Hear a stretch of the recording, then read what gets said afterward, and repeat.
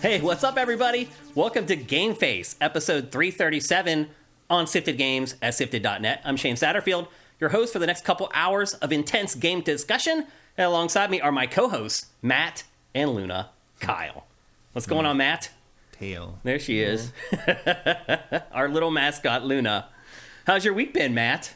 Pretty quiet. Yeah? Yeah, well, other than the wind yesterday. Yeah. It's nice. People have been asking us this, but the weather's nice again in LA. It's actually sunny and very nice. It's not going to rain for a long time. I think we're back, Matt. Yeah, I think we're supposed to be good for a while. I hope so. Yeah. It'd be nice to get some good weather consistently for a while here. It was the wettest stretch of time in Los Angeles since like the 80s or 70s or something. Like it's insane. Like once in a generation stuff. Yeah. Until next and year. I lived through it. Now we wait for the snow to melt and Central Valley to flood. For the whole basin to just flood. Yeah.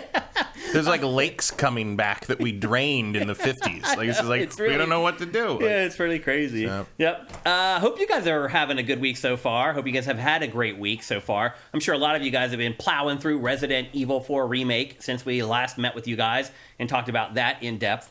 Been a little bit of a slow week for game releases. We got a couple we're going to talk with you guys about today. But there's been big stories dropping this week. Anything be a slow week after Resident Evil 4, though. Yeah. After the letdown. No, even if there were really good games, it would be a disappointment after playing RE4 Remake. But there have been some big stories breaking this week, and we're going to cover all those today. A little surprised you didn't include the Sonic Adventure murder mystery game. Oh, we do. We did? It's in there? Yeah, it's in here. I don't see it. Well, you'll see where it ends up in the rundown. It's not separate. It's inside another topic. So anyway, I see where that is. Yeah. So anyway, it was a little slow for game releases, but there's lots of big stories that went down this week, some of which are near and dear to Matt and I's hearts. So I think it's going to be a good show for you guys today.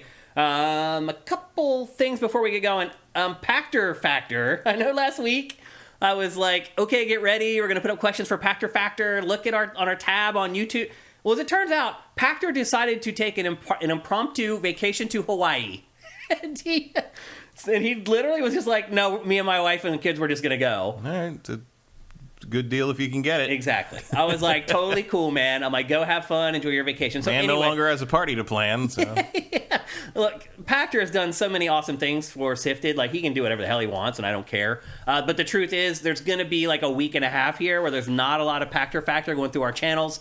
Just bear with us. Keep in mind, Pactor does do us a solid by doing the show here on Sifted. He doesn't have to do it. And in fact, at his age, he's probably to the point where he doesn't really want to do it anymore. So he does do us a solid, and he does us lots of favors to keep sharing his opinions with us. So let's cut him a little bit of slack, let him have a nice vacation, and we'll talk to him when he gets back. Update is, now you need to look for a call out for questions for Pactor Factor beginning on like Monday of next week.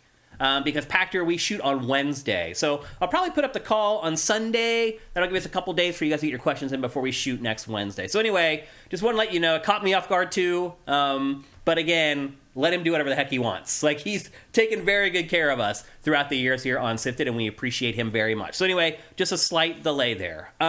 Housekeeping, there's plenty of that again this week. Lots of little stories that are not worthy of full topics on GameFace that we're going to discuss. The first being that The Last of Us Part 1 for PC is a disaster, Matt. Like, a disaster.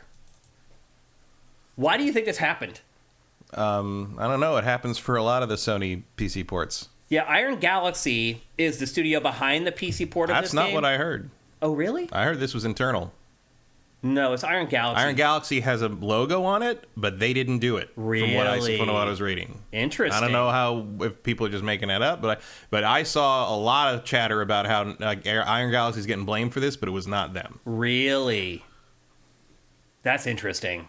Because it's a disaster. I watched a montage. I haven't bought it yet. That's how you know it's a disaster. Yeah. I'm like, I'll wait for you to fix that in 6 months, I guess. I watched a montage on YouTube last night of the glitches and the bugs in it. Oh my gosh, man. Yeah. It is a mess. Like, they say, Naughty Dog is on record apologizing, saying they're very sorry. It seems to be intimating that it's all problems with shaders. A lot of shader stuff, yeah. But if you watch the montage that I watched, there was way more than that, man. But like the funniest stuff is the shaders, like when everybody's getting wet randomly during conversations. Oh yeah, they're running with sweat, literally sweat, like pouring. Well, no, it's not off sweat; of it's their water. bodies. It's the shaders for if they fall in water. Really? Yeah, that's what that's what that is. It looks like they're sweating, like they ran a marathon. Well, it's a very intense scene. Yeah.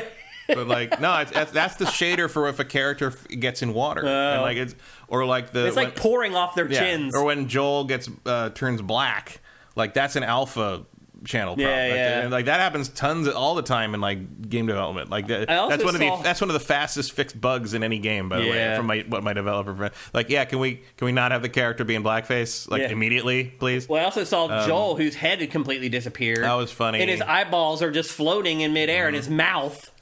His eyeballs and his mouth are just floating in midair. Like, well, they're separate. They're separate objects. So. It's so bad.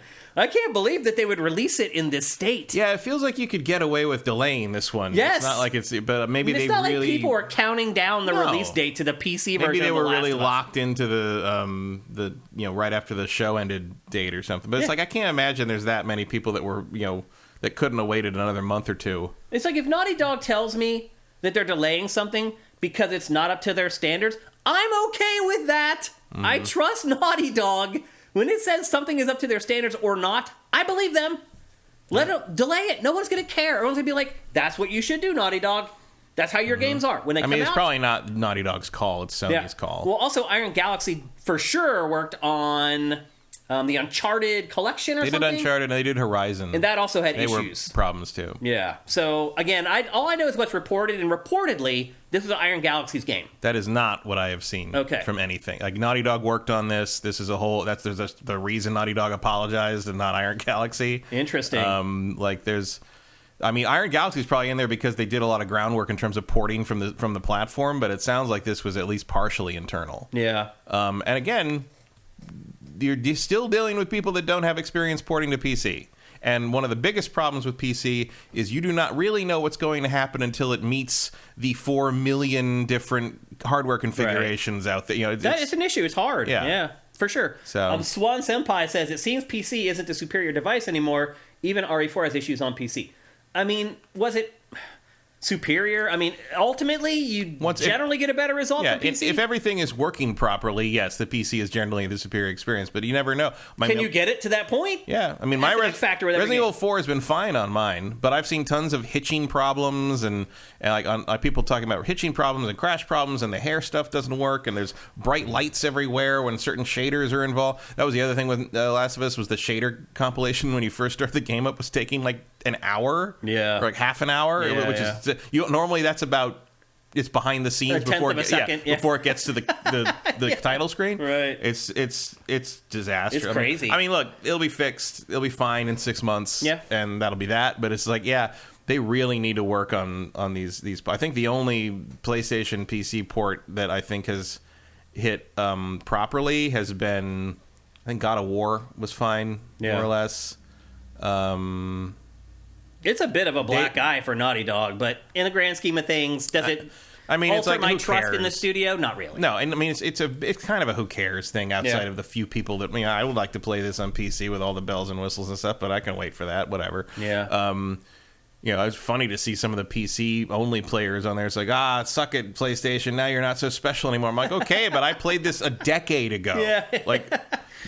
some stuff, though, like the widescreen support, some of that stuff is pretty cool. So, hopefully they get it to a good place and everybody on PC can enjoy it. Bunko does note that Iron Galaxy also did the PC port of Arkham Knight. Oh, wow. I mean, I was surprised that they brought them in for like Horizon and those things when, Iron Galaxy's track record, whether or not they had anything to do with this particular port, not stellar. Great. Yeah. It's an odd choice. It'll be interesting to see who ultimately does take the blame for this and whether it hurts Iron Galaxy's business of being essentially a port house. Yeah, they're no Blue Point. That's a good way to put it. Yep.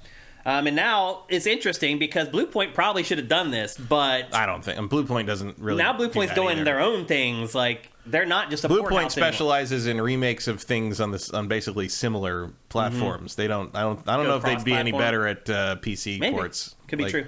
I think Days Gone was okay when it launched, more or less, but no one talked about it because no one cared that Days Gone came to PC. Yep.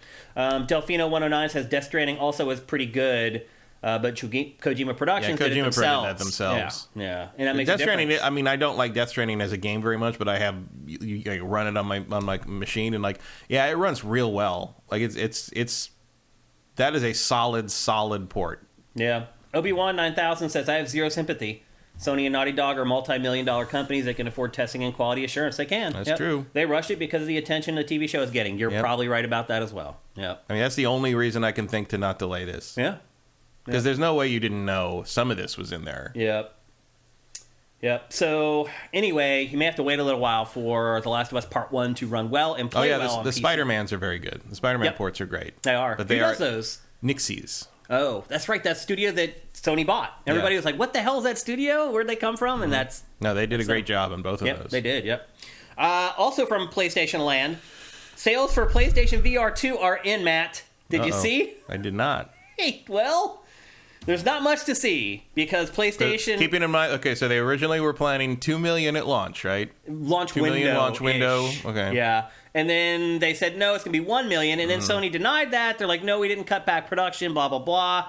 Well, as it turns out, in the launch window, PlayStation VR 2 sold 270,000 units. Oof. And one of them's downstairs. Yeah.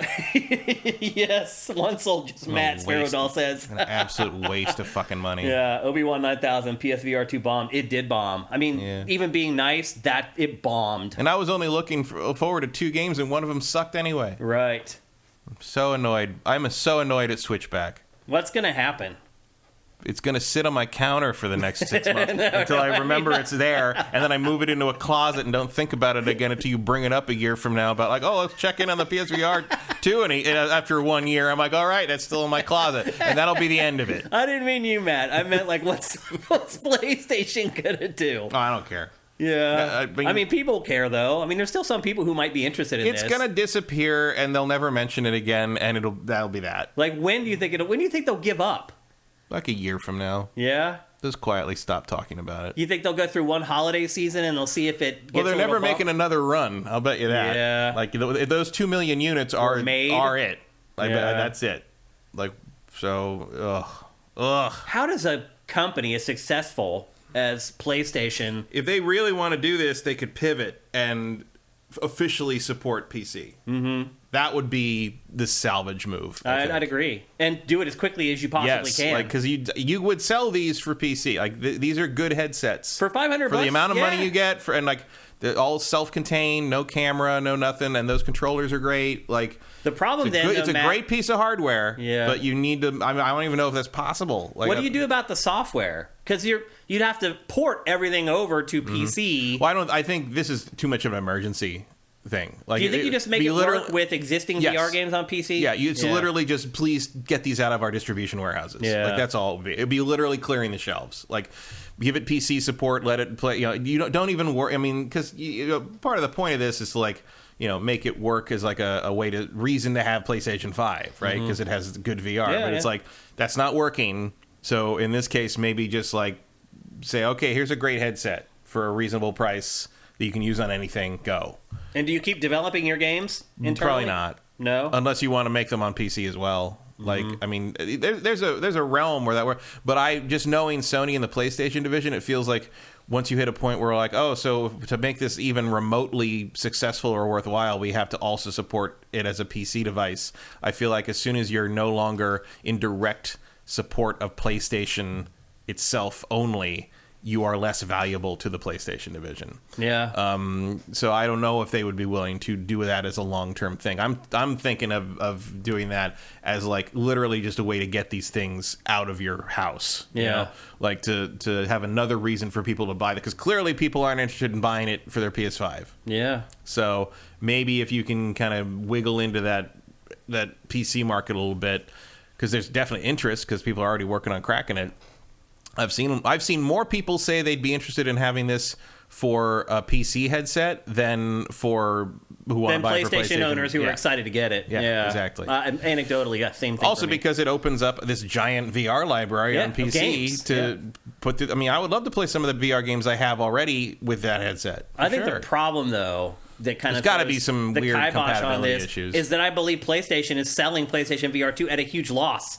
That could be, yeah. And so PlayStation may not be interested in even selling the units at a huge loss if they're not going to recoup money off of software sales. Well, at a certain point, you have to cut your losses. You have to admit reality. Yeah. And it's like, well, you're not going to sell these anyway. Why do you think that everybody knew that this was going to happen but PlayStation? I think they did, more or less, but there's a point where you hit the sunk cost fallacy, and like you've thrown so much R&D money and so much work into this thing, it has to come out. Like, you have to show why you spent all that budget. You have to try. I mean, the other option, I guess, is to cut it all down and write it down as a loss. But Sony doesn't do that typically. Not. Yeah. So yeah, I think at a certain point it was just inertia, and I think maybe they realize. I think if this had been the first PlayStation VR, as in like the first one never came out, and this was their first step into VR, it would have been more successful because you would have had more concentrated software behind it. You would have had an amazing hardware thing to make their first impression. But we all got burned on PSVR 1. Me too. I mean, my experience with PlayStation VR 1 pretty much ensured that there was no way I was going to buy PlayStation VR 2. I mean, same, except we're in a weird situation. If we weren't doing this show, I would never touch that thing. Yeah. And apparently a lot of people agree with you. So it is not looking pretty, people. I mean, I'm sure we'll keep seeing little PSVR things pop up in their state of plays periodically for the next year, but like... Price drop? Does that do anything? No. Of course not. Like, you'd have to drop it down to like $300 bucks. I mean, price drop would help, but like, what are you gonna play on this thing? Yeah. It's just all their other peripheral shit again. It's just, where's the move games? Where's the iToy games? Where's the PSP games beyond a certain point? Where's the? I mean, yes, I know the Vita games. I know the Vita, still had games for various things. There's a lot of JRPGs and stuff, but Sony's actual support of their big heavy hitters disappeared after a year and a half. Almost immediately. Yeah. Like, that was it. Yeah. Like, that's why I got the Vita. I don't get handhelds to play console games on the go. I know a lot of people do that for Switch, but that's not me. Or for Steam Deck. Yeah. But it's like, no, I want to play original stuff that I can't... If I can't play it anywhere else, I'll play it on handheld. And they stopped giving me that. Yeah. It became sort of like, hey, you want to play PS3 games on a tiny screen? Yeah. No! Yep. But like, VR2 is going to be the same thing. It's just like that initial... Everything that's in the pipeline right now will come out, and that'll be that.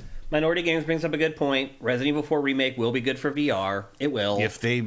I think they're working on it. I'm sure they are, but like, I hope they still put that on PS5. God of Gamblers 33 says, I got burned on PlayStation Vita. I mean, there's a vocal minority of people who think Vita was just fine. Yeah. They're insane and they're wrong, but they exist. They like a very specific kind of thing. Well, they like Japanese games. RPGs, if you're really into Japanese games, those weird little things you could only the weird little things you could only get on the online store. Like, I mean, that was robust, but it was all very one note. Most people and it don't wasn't, care. Yeah, it wasn't something that was going to break through anything outside of a very niche of a niche group. Yeah.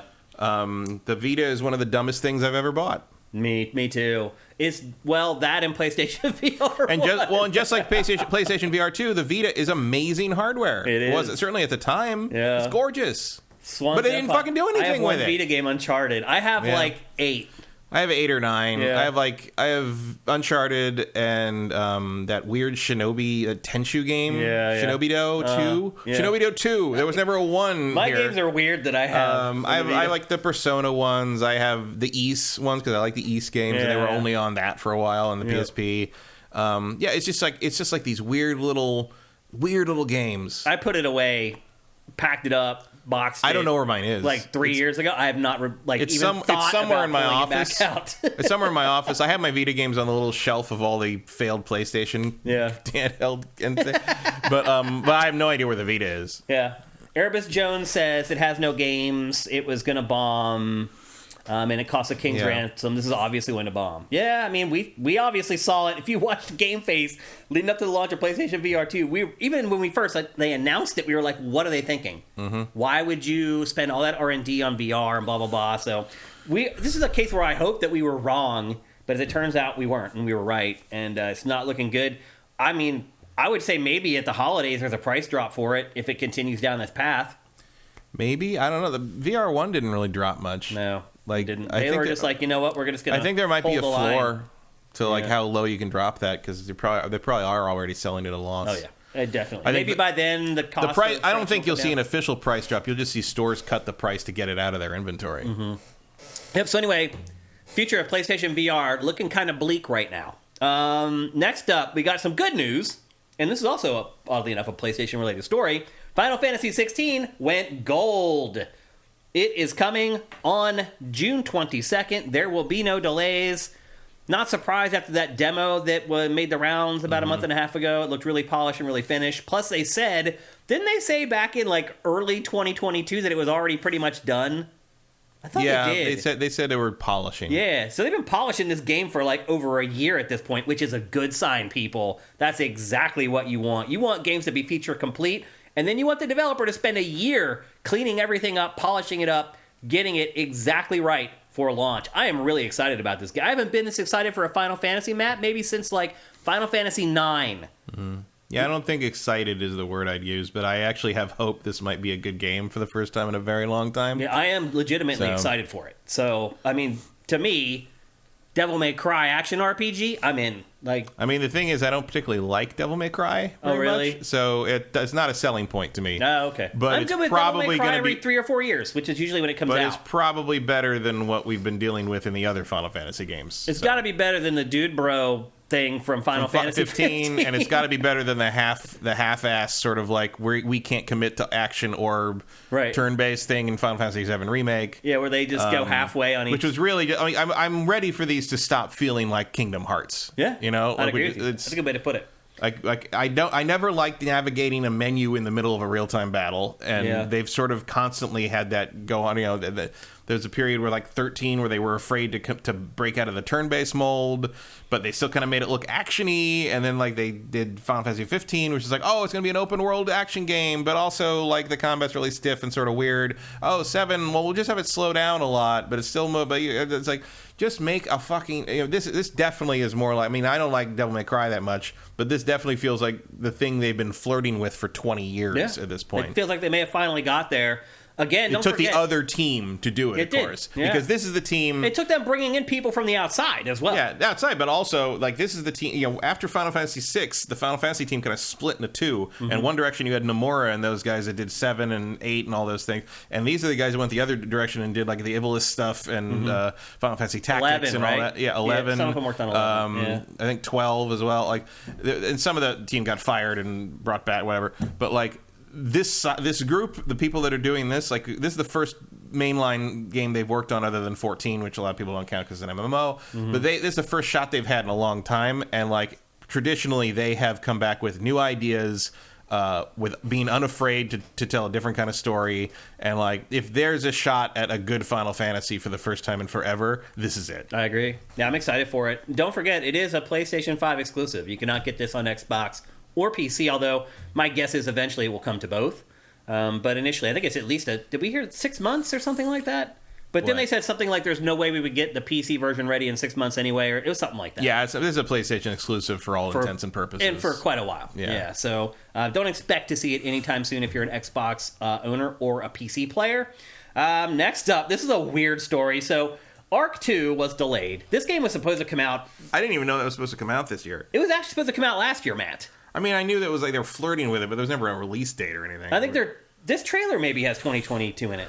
I think it does actually at the end. Yeah. Obviously did anyone ever believe that when they didn't even show any fucking gameplay? Probably not. I mean, I don't think we did. I think we were skeptical of it right away. But now, if you got an actual game to show, you're not leaning on Vin Diesel that hard. I'm sorry. Like, I love you, Vin, but like... Yeah. Well, it was supposed to come out this year. Not only has it been delayed out of this year, Matt, it is now delayed until Q4 that's a big of 2024. Which probably means it's going to slip to 2025, let's be honest. That's giving yourselves a lot of leeway to get a game done. Yeah, that is a big jump for something you claimed was going to be out this year. Last year. It was supposed to come out last year initially. It's insane. So, not only was Arc 2 delayed, here's the really messed up part, Matt. They are killing Arc 1. Mm-hmm. When this game comes out, they're taking down the servers for Arc 1. And they're going to make you rebuy Arc 1 with this new remastered version of Arc 1 for $45. Yeah, the originally I think that was supposed to be free. Yeah. Like a free upgrade to people who already own the game. Now, $45 for the remastered version of the first Ark. It sucks. It also sucks because like a lot of kids play this game too, and they can't necessarily afford that unless their parents like do it for them. I mean, it's just crazy to take the game down. Just leave it up. Yeah. Why? Why? It sounds like they need money. I mean, yeah, because this game was delayed for 3 years or whatever. So you thought there was going to be revenue coming in from this, and it's not for another year or more. And now they're like, what are we going to do? And probably you're right. Probably initially... Gouge the existing fan base, apparently. Exactly. Yeah, and you're right. A lot of them are kids. All my nephews love Ark. Love it. And I'm like, I really have problems like getting it going like the first... They have no problems at all. They just chop that tree down, no problem. They're like, what are you talking about? I'm like, I don't know. I thought it was weird and hard to like get over the hump with. Not kids, man. They figured it out right away. It's amazing the stuff that some of my nephews have built in Ark. I loaded up a bunch of old Apple IIe games last week, and there was things where I'm like, I used to play these games I used to play as a kid for hours and hours, and I used to be like walk through them with like no hits. And I'm like, what am I supposed to do? Like, I don't know how I figured that out. There was no internet. There was no instruction manual. It just came on a disc, and like my cousin gave me, and I'm like, I don't know what this is. Let's see what it is. And I'm like, I don't know how kids do that. We did it too, but now I do not have the patience for that. I think because I know that life is finite. Yeah. When you don't know that you're going to die one day, it's easy to sit there and just play the same Conan level over and over again. Bunkgo says gameplay is you hit big rocks into little rocks. Yeah, that's pretty much it. That's pretty much how it works. Kids love it, though, for whatever nothing reason. In Ark is as cool as this scene. No. Like, none of this Nothing, happened. yeah. I mean, this trailer is like, it's for a game I've never seen before, basically. No. I'd love to play it, but it sure is an Ark too. I agree with you for sure. Barry Lomax says, one of my friends loves the first Ark. This series is the king of delaying stuff. Yeah, it does tend to delay like it's DLC. It never really gets stuff out on time, unfortunately.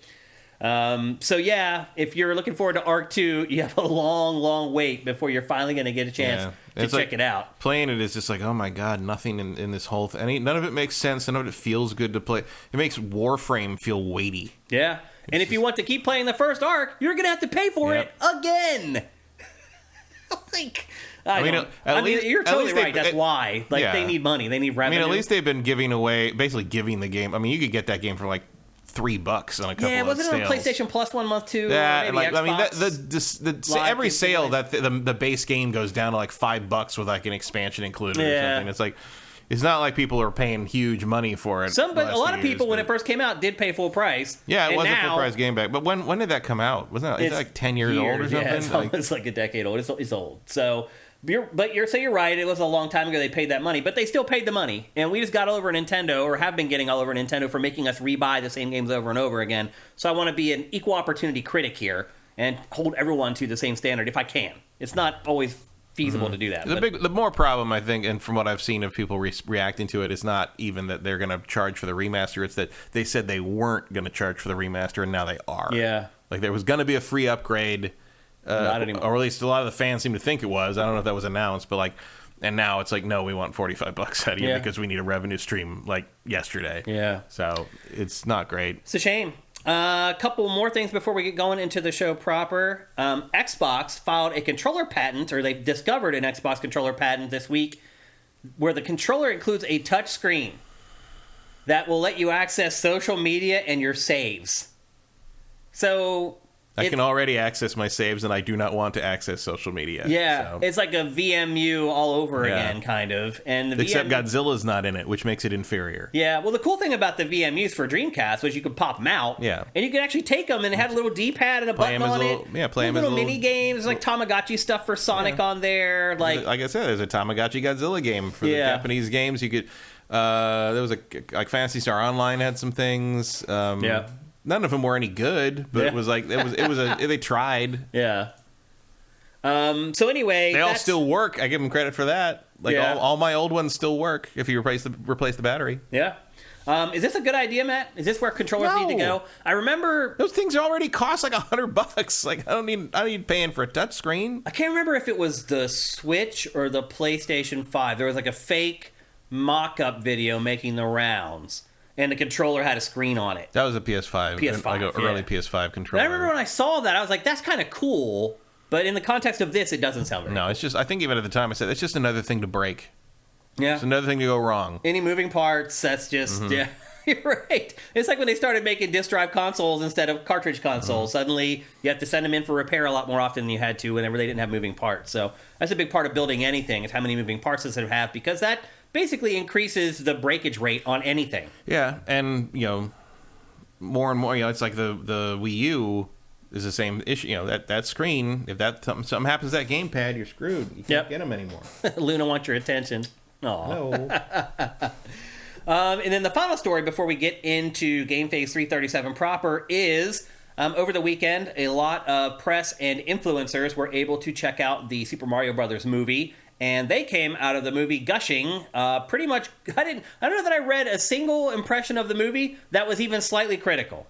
I saw a lot of them that were like, "Oh, if you're a fan, you'll really love it," which is social media influencer for you're not going to like this if you don't already like Mario. Oh, you got to read that stuff a certain way. Like all those premiere things are they just invite online people and like fan site stuff and influencer people they know are going to it, or at least say not that they like it. People are going to say what they want them to say, so they get to stay on the list and go see the next one early, because they're not there to give you an honest review. They're there to get clout. All right. And then the actual professional reviews came out this morning. That was what I was getting at, and it's sitting at something like a 45 on Rotten Tomatoes. Whoops. I'll say that a lot of the professional critics have their opinions about Illuminations, the animation studio that did this, that do the Minions and Despicable Me and Sing and all that. They generally don't give them the benefit of the doubt. Yeah, they're not. I mean, look, they aren't particularly great movies with a whole lot to say. Mm-hmm. And if your job is to watch movies and tell people what you think of them, I can understand why you'd come out of some of those movies and just be like, "Yep, that was a movie." Yeah, that's about it. But like, 45. I guess Very Gooster is saying it's jumped up to 54%, which is still not great. And look, it's Mario. It's probably pretty bulletproof. I think I have predicted for a long time this movie will make $1 billion, and I think it still will, because nobody has to like it. Kids just have to want to see it over and over again. And if there's one thing kids do want to do over and over again, it's see Illumination movies. Yeah. The Minions movies did well. Despicable Me 3 did well. Sing did obscenely well. And that's just a bunch of animals singing for an hour and a half. Kids love that stuff, though. Oh, yeah. Like, have you ever seen Trolls World Tour? I know. It's incredibly not... I'm sure it's terrible. Incredibly not amazing, yeah. But, like, I have friends who their kids have watched that movie, no joke, 100-something times. Wow. Like, kids just... I used to do that, kids too. like Barney, so... But yeah, kids find whatever they find and they watch it over and over again. I did it too. So yeah, when I was a kid. I wore out 2 tapes of The Mouse and His Child when I was 2 and 3 years old. And if you go back and watch The Mouse and His Child, which is one of those old weird dark 70s animated movies, you're like, if your 2-year-old was watching that over and over again, you should be worried. Like Watership Down. Yeah, it's a similar thing. Yeah, I can't believe Ricky Tikki Tavi, Hugo the Hippo. Yeah, you want to see Charlotte's Web. You want to see? Well, Charlotte's Web is a little less, but there's dark moments. Yeah. But no, Mouse's Child is like basically like Nietzschean nihilism, and like there's a whole section that's a giant reference to Samuel Beckett's Endgame. Yeah. It's a play, and I'm like, why is this in here? It's like, who is this for? Like, it's so weird. I go back and watch the stuff I watched as a kid. Like, when I was a kid, I loved this cartoon called Top Cat. Oh yeah, I remember Top Cat. It's abysmal. Like, I go watch it now, I'm like, what? How did I like that? Hong Kong Phooey was another favorite that I liked when I was a kid. Hated Hong Kong I loved it, Phooey. But I watch it now. It's the terrible. problem I had with Hong Kong Phooey is it was like when in the same shows, like Hong Kong Phooey ran like 15 minutes, and it shared a show block with Godzilla, for the Hanna-Barbera Godzilla cartoon, and Hong Kong Phooey was on a lot more than Godzilla because they made like 64 Hong Kong Phooey episodes and like 20 Godzilla, so it would constantly run on, and I'd be sitting there through this Hong Kong Phooey crap waiting for Godzilla, and sometimes Godzilla just didn't show up. Oh no! And which is, when you think about it, is very thematically appropriate. Yeah, because Godzilla doesn't show up every time. But like, I hated Hong Kong Phooey because he wasn't Godzilla. That's basically what was happening there. There was another show called The Banana Splits that I watched, which were these people dressed as furries, basically. Yeah, I remember. I love that, and now I watch it. It's like a bad acid trip. Yep, a lot of that shit is like that. It's really crazy. But go watch Hugo the Hippo. I'm sure is on YouTube somewhere. Go watch that and like get through that to see if you want to see a scene. There's a scene in the middle involving like food or drinking or gets drunk or something. Mm-hmm. If you want to see a scene that without any question was just people took drugs and animated it. Hugo the Hippo. Okay, check it out. So anyway, I'll say this, like, I'm probably going to go see the Mario Brothers movie because I feel like we need to talk about it in next week's show. But after these reviews, if I didn't have to go see it, I probably wouldn't go see it, Matt. I'm gonna see it. I mean, I've just said I'm gonna because I need to talk about it on the show. But if I didn't have to talk about it on the show after these reviews, I probably wouldn't go see it, man. I'm still gonna see it. I would still see it anyway, just because. I guess I don't really expect it to be amazing, but like I did until 2 hours ago. I've seen the trailers. I mean, I've seen the trailers, and like I want to see those worlds realized on the big screen. Yeah, I want to see that on a big screen because that animation's gorgeous. I agree. It's probably not a good movie. Yeah, but it's fun. And I really thought it was going to be the one consistent. Also, the one consistent thing through all of it is that Jack Black is amazing as Bowser. Yeah. I'm sure there'll be enough in there to if you know the property. I mean, a lot of the critics are coming at this from like I don't know. I don't even know what Mario is. I've maybe heard of Super Mario Brothers once. Yeah. Maybe I had to sit through they're just evaluating. Maybe I had to sit through the Bob Hoskins movie 30 years ago. Yeah. So there'll be a little more to it than that. But it's just like whatever. Yeah. It'll be fine, and it's not going to affect its income probably. Black Sierra says it's a stupid movie. The question is it entertaining? I guess you're right. Mm-hmm. Minority Games asked if we can do a spoiled for it. Maybe. If there's anything after we watch it, we'll decide whether we're going to do a spoiled for it because it may not be worth it. So yeah, a Very Gooser is asking, is that a Sid and Marty Krofft thing? It was. The Banana Splits was Sid and Marty Krofft. Mm-hmm. Yep. When I said bad acid trip, that probably cued your memory to Sid and Marty Krofft. So anyway, it's looking like the Super Mario Brothers movie. It launches tomorrow, by the way, for everybody. So you can go see it starting tomorrow night. Or you can see it tonight at midnight. Right. If you want to do that. I would definitely not do that now. After seeing the real critics reviews. But anyway, it does start tomorrow evening. Pretty much. Is it worldwide tomorrow? I think so. Yeah. So you'll be able to check it out. In fact, if you're watching the archive of this, you can go watch it tonight. Yeah. The D&D movie has a weird... Like, the D&D movie's coming out a month later at some places around the world. But yeah, I think Mario's universal. Worldwide, yep.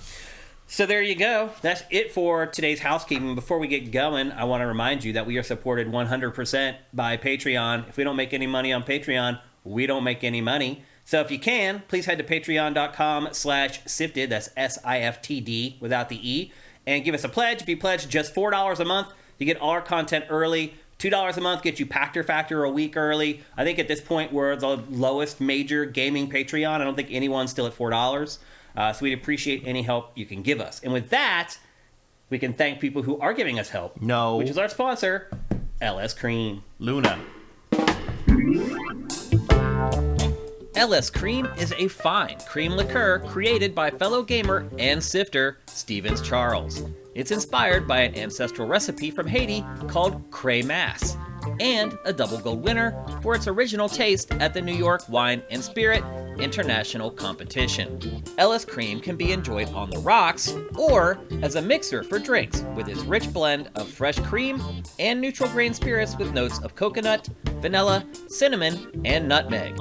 It's great in coffee or to make espresso martinis. To learn more, discover amazing drink recipes, or to track down your own bottle using a handy store locator, head to creamls.com.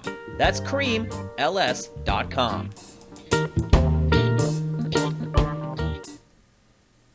That's right, people. Head to creamls.com right now. Open up a tab on your browser if you're watching the stream at twitch.tv/siftedgames and go to creamls.com and buy a bottle right now. The fellow that we show in that ad is a fellow sifter, a fellow gamer. He's awesome. Support him if you can. Why would you support a liquor conglomerate when you can support one of us? So head to creamls.com and get yourself a bottle or 10 and make it a party.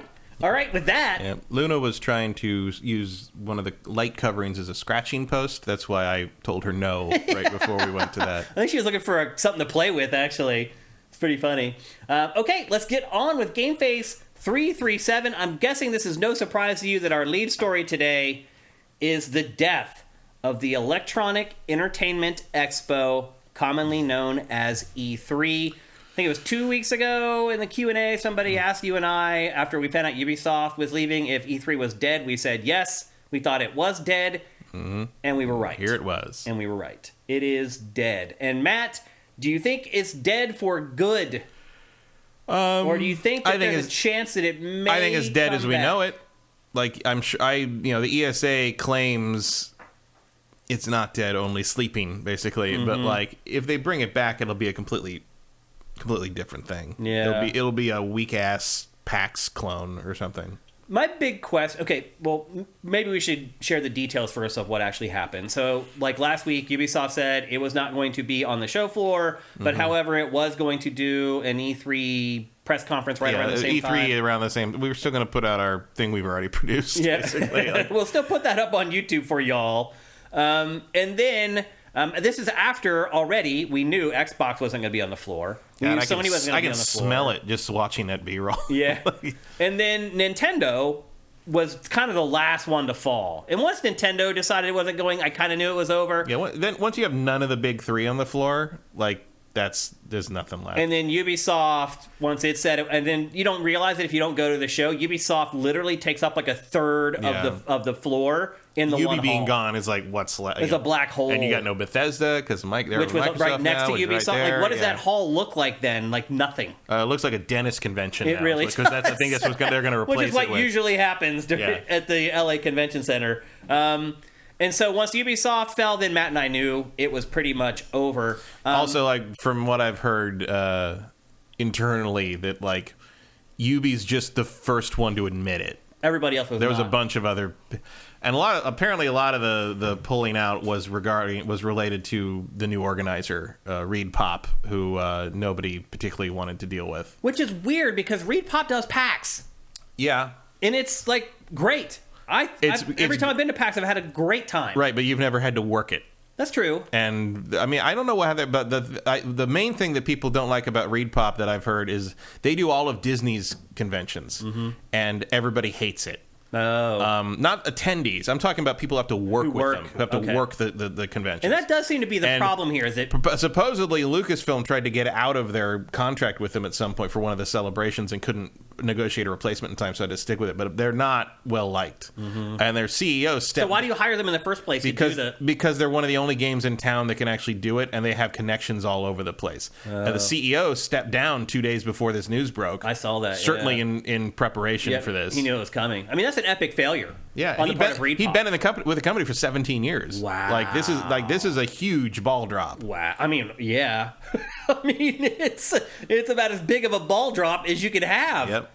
I mean, it's mind-boggling to me, Matt, that we can have things like PAX here in the U.S., but we can also have things like Gamescom over in Germany that are just gigantic. Gamescom was built as a public event from the beginning. But that's the difference. Why don't they just pivot to that for E3? You're expecting some kind of agility out of the ESA?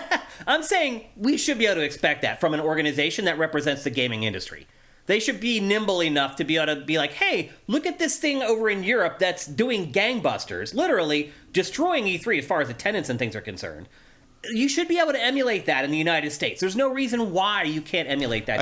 I think the key reason why is because you don't need to, because Gamescom exists. Because the thing is... But you have to go to Europe. That's a long ways. A lot of money. Who cares? Like, I mean, I'm not saying I care about going to Europe. I'm saying you're not going to... Fuck it. Who cares? Like, everything that happens at Gamescom we hear about, because everything is global now. There's no reason to do two of those in the world. Period. To have them that close together, I probably would agree with. Like, maybe you need E3 in, like, March or something, and then you do... But then you're bumping up against GDC. Gamescom at, like, the end of the year. But no one cares about GDC, Matt. Developers do, and they have to be at both of them. But if they're doing stuff for GDC, that code or whatever they do for GDC can go to E3. And then that pushes your demo development time for E3 into the fall and Christmas era. By the way, this footage it doesn't work. This footage is E3 2015 that we're seeing right now. Yeah. This was when it was still in its glory. Well... I think it was starting to everybody was still there. Xbox was still there. Yeah, but you're starting to see the roll downhill at this point. Like, people are starting to question why they were here anymore. And then after that, everything went to hell.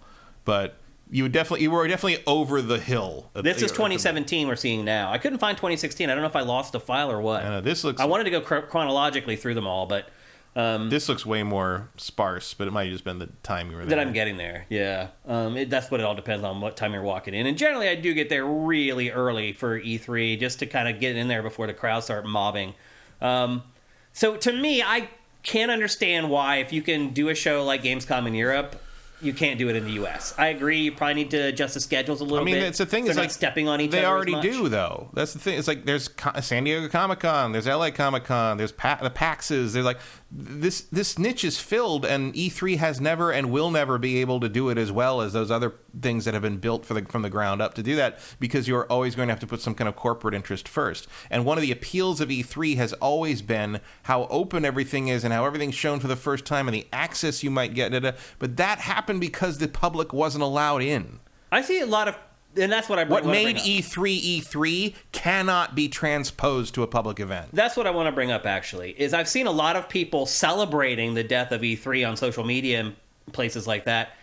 Why? Why would people celebrate it? Is it because E3 was always like a gatekeeper thing where people couldn't get in and it was like exclusive and press and industry only? Do you think that there's like a negative sentiment among general players that they're just like F so. E3 because they won't let me in? No, most of the celebration I've seen are for people who don't have to go anymore. That's not my...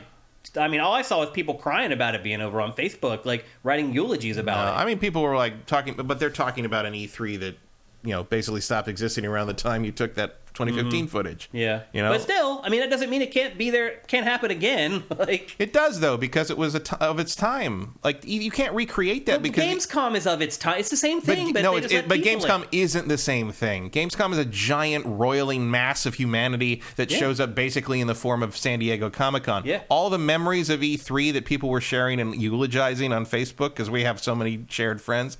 Those are all very individual moments at specific locations that almost nobody who's attending this in this shot would have been able to get into. I mean, I'll tell you how they can fix it. They could go to Vegas and put it in Vegas, where you have a bigger convention center, so you can do something like a Gamescom, have that many people in there, and you have the added bonus of, holy shit, we're in Vegas for 5 days, which is a blast, no matter when you go or what day of the week you're there. I would guarantee I would never go again. Well, you wouldn't, Matt, you didn't go when it was in LA, 20 minutes from your front door. You didn't even go on the floor like the last 2 years of E3. Yeah. Like, of course you're not going to go to fucking Vegas. Well, I did go. The people who are interested in going, they will be interested in going to Vegas and having fun for a few days while playing some awesome games. No.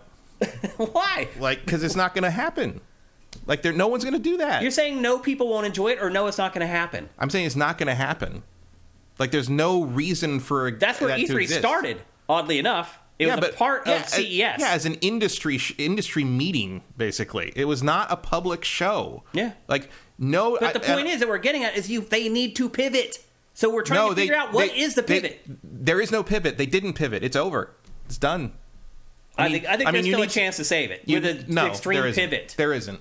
There's none. The ESA is not capable of it. I think it could. The pivot is Jeff Keighley. The pivot is Summer Games Fest. I hate it. I don't like Summer Games Fest. I don't disagree with you. I mean, but that's compared to E3, it sucks. I don't care what anyone says. Well, the idea is that it would grow into something comparable. Remember last year, Summer Game Fest? They had like a garage for people to go play now games. They could have the convention center. No, they won't. Do you know the budget you have to have for that? $1. Oh, maybe. If you lower... But here's another way... If Keighley goes to the city of L.A. and is like, we will replace E3 if you give us that space for enough time, the city might do it. The other way that the city's got nothing else to do here. No one has booked out this space at that time of year because it's been assumed they knew it was there. For 20 years that no one else can get in that time of June. But what if the ESA just lowers the cost for booth space? Everyone points to like, oh, they're gouging the public. First of all, the one thing I've seen a lot is like, well, they're ripping off the public. Who cares? Why do you care about the publishers? The publishers are not your friends. Like, I don't understand why there's this the only reason they care about people like, oh, we got to root. No, you don't root for the publishers. Well, the only reason they care about that is that's what partially killed it. Like, if they weren't trying to gouge the publishers, some of the publishers might still be there. No, but these people are on the rock, like, stumping for the publisher. Right. Like, oh, they're ripping off Nintendo. You cannot deny... But you cannot... They're ripping off Nintendo. Well, like, sure, but you cannot deny that the... being cheap asses. Like, dude, these companies make a couple $1 billion a year in profit, and they think $10 million is going to break the effing bank? That's a joke. Well, it's like a rounding error. But they realized over time, starting with, EA, I think... They realize that they don't need to spend that money. Like, that's money they can save for a $10 million ad campaign. Why do they feel they need to spend it at Gamescom then? Because I don't think Gamescom costs that much. It doesn't cost that much, but that's my point. The pivot can be the ESA. The other thing, rock bottom booth space. Well, and the other thing is that there is no real equivalent to that in Europe. Yeah. Like, there's no equivalent to E3 here. Well, there is, though. PAX isn't the same thing. PAX isn't the same thing, but I'm talking about stuff like San Diego Comic-Con and like large conventions. That's not for gaming, though. Gaming is like a tacked-on thing that they nail on the side of Comic-Con. Right, but it still reaches the same number of eyeballs. I mean, it actually reaches more casual eyeballs, I would argue, than E3 does, because there's just San Diego, for sure, movies. Yeah. But the problem, I mean, again... And we've been over this. Cartman says, "Imagine Packers parties in Vegas." Yeah, that's true. Holy moly! That would be bad. That would get messy. Things wouldn't happen the next day. I mean, don't forget, Matt, that was it the last one? And I'm not going to name names, but there was a person from the industry who got drunk and was sitting out on the window ledge, basically threatening to kill himself. Yep. Yeah, and that was in L.A. So imagine what happens in Vegas. Well, I'm just picturing there's certain people who attend that party that we both know that I'm like, okay, now we're in a city where there are strip clubs everywhere and casinos in those strip clubs. I mean, I can't even imagine 4 a.m. after Pactor's party in Vegas with certain parties. Yeah. Swan Senpai is asking, like, how much time and effort it takes away from developing a game to make the E3 demos. But here's the thing. Back then, a while ago, it used to be a big deal. Because you're right. You'd have to set up this team to make this... But now, they still you're just making demos because that's what you do. You put demos up on the PlayStation Store. Some games do. Most of them do not. Most big games end up getting either a beta or a demo these days. And also, a lot of those games, the thing you show at E3 is absolutely not the demo you give the public. That's true. Like, it's another... I mean, every developer I know... They'll let us play more broken stuff because they know that we understand that every developer I know I've talked to about this in the last week has been like everyone is over the moon that we don't have to waste a whole group of people making a demo for this anymore. Yeah. And the only thing anybody's even mad about is that they didn't find out sooner. So because they shunted all their demo people back onto their main team and they're like, we're going to finish this game 3 weeks earlier now because we don't have to make that demo. Mm-hmm. And it's like, what do you want? You want to look at somebody talk about how they touched a game in LA, or do you want to play a game earlier? Yeah. Like, this is going to speed things up and make the games better in some regards. And you're probably going to be more likely to get that demo that isn't at E3, the demo made for the public, put up online for you to play yourself. Maybe. Like, I can't disagree to some degree with Steph Sterling from the Jimquisition this week, where they said... they were very adamant years and years ago about not having to go to E3 to still do their job. And their editor now, I guess, called a couple years ago and was like, yeah, you were right. Like, we didn't need to, you can get more done with reliable Wi-Fi given what you need to do. And they're like, it was just the absurdity. And look, I get that Sterling is not, Sterling's not a party person. Sterling's not someone who goes around and wants to go social guy, not a social really. person. Yeah. But like, they're like, it was so absurd to me that I'm sitting here. I waited around and made an appointment and did all this stuff to play this game, and all these people are in line to play this game, and we're all going to be playing the same game in like 3 months. Who cares? Like, we can report the same thing if we sit down with a touring demo that they do, or something they send us, or preview code they send on a disc. Like, the same thing, and the advantage of E3 for years and years was that everyone was there. The press was there. The mainstream press was there. This was where we used to go back. That's the other big thing about this. Like, we used to go back to our footage and our experiences at E3 back in the 2000s. We'd go back to that over and over and over again. Just in terms of talking about it, or in terms of using it as B-roll or whatever. When it came time to preview these games, like the footage we got from some of those onstage live demos, we would use those in preview segments I do that until the release of the game. I've used this B-roll a billion times. Yeah. But a billion times. All of it. Every year of E3, we've used every piece of B-roll from E3 but over and over again. Yeah, we won't be using it anymore. But now, until we talk about how it's not happening again next year.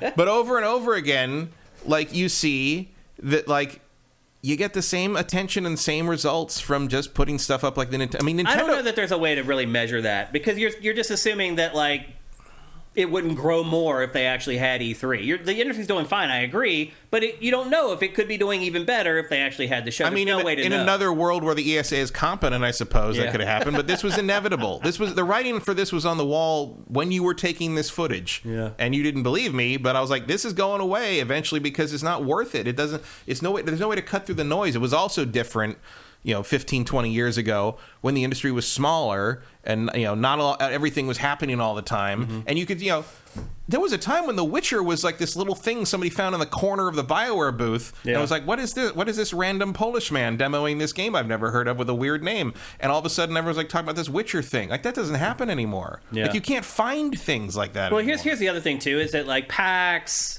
even Comic-Con, they don't get on national TV. No. E3 would. But increasingly, like, they realized it didn't matter. I mean, I certainly know a couple of the PR people, and I'm like, yeah, it didn't matter in the end because, yes, you get coverage from CNN, but nobody remembers that 6 months later when you're running your ads on the NFL game anyway. Like, it doesn't. Nobody. I have never run into a casual person who doesn't already know what E3 is, who knew any of that. Oh, big ideas though. Like you debut the Wii. People remember that. They're like, oh, there's a console with motion controls now. You debut the Switch. Oh, it's a console that plays as a handheld and a console, and you put it in this dock. People remember that stuff. They don't remember, like, you debut the PS5, Dragon Age 4. They don't remember stuff like that. They remember the big stuff. But PS5 was not at E3, and all the mainstream media covered it anyway. Yeah, but PS5 is just like, there's nothing special about it. It's just a more powerful console. It doesn't have like a unique selling proposition like some of the other stuff that does hit in mainstream when you show it to people. So it's like, for instance, when the Wii came out, like, we had a PR firm at Game Trailers who would always book me on stuff. Like, that's how I got on ESPN, and I argued with Terrell Suggs. Like, they were always out, like, pitching me. When the Wii came out, I couldn't keep up with all the local LA TV stations who wanted to bring me in to demo the Wii. In fact,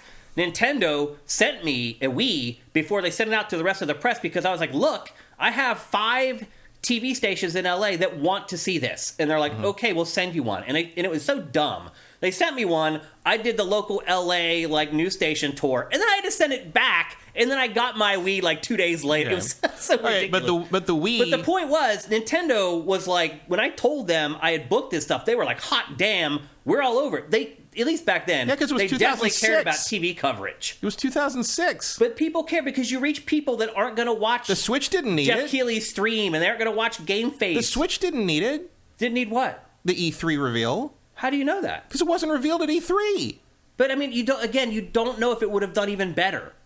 How could it have done any better? Well, it sold out. I mean, anything that sells out. It's like the PS5. They couldn't make them fast enough. The thing we won't ever know about PS5 is how many they would have sold if the chip shortage hadn't happened. And we don't know how many Wiis they could have sold in the first year if they had their production issues sorted out. It's the same thing. So Veritas makes a great point. None of this generation was unveiled at E3. Yeah.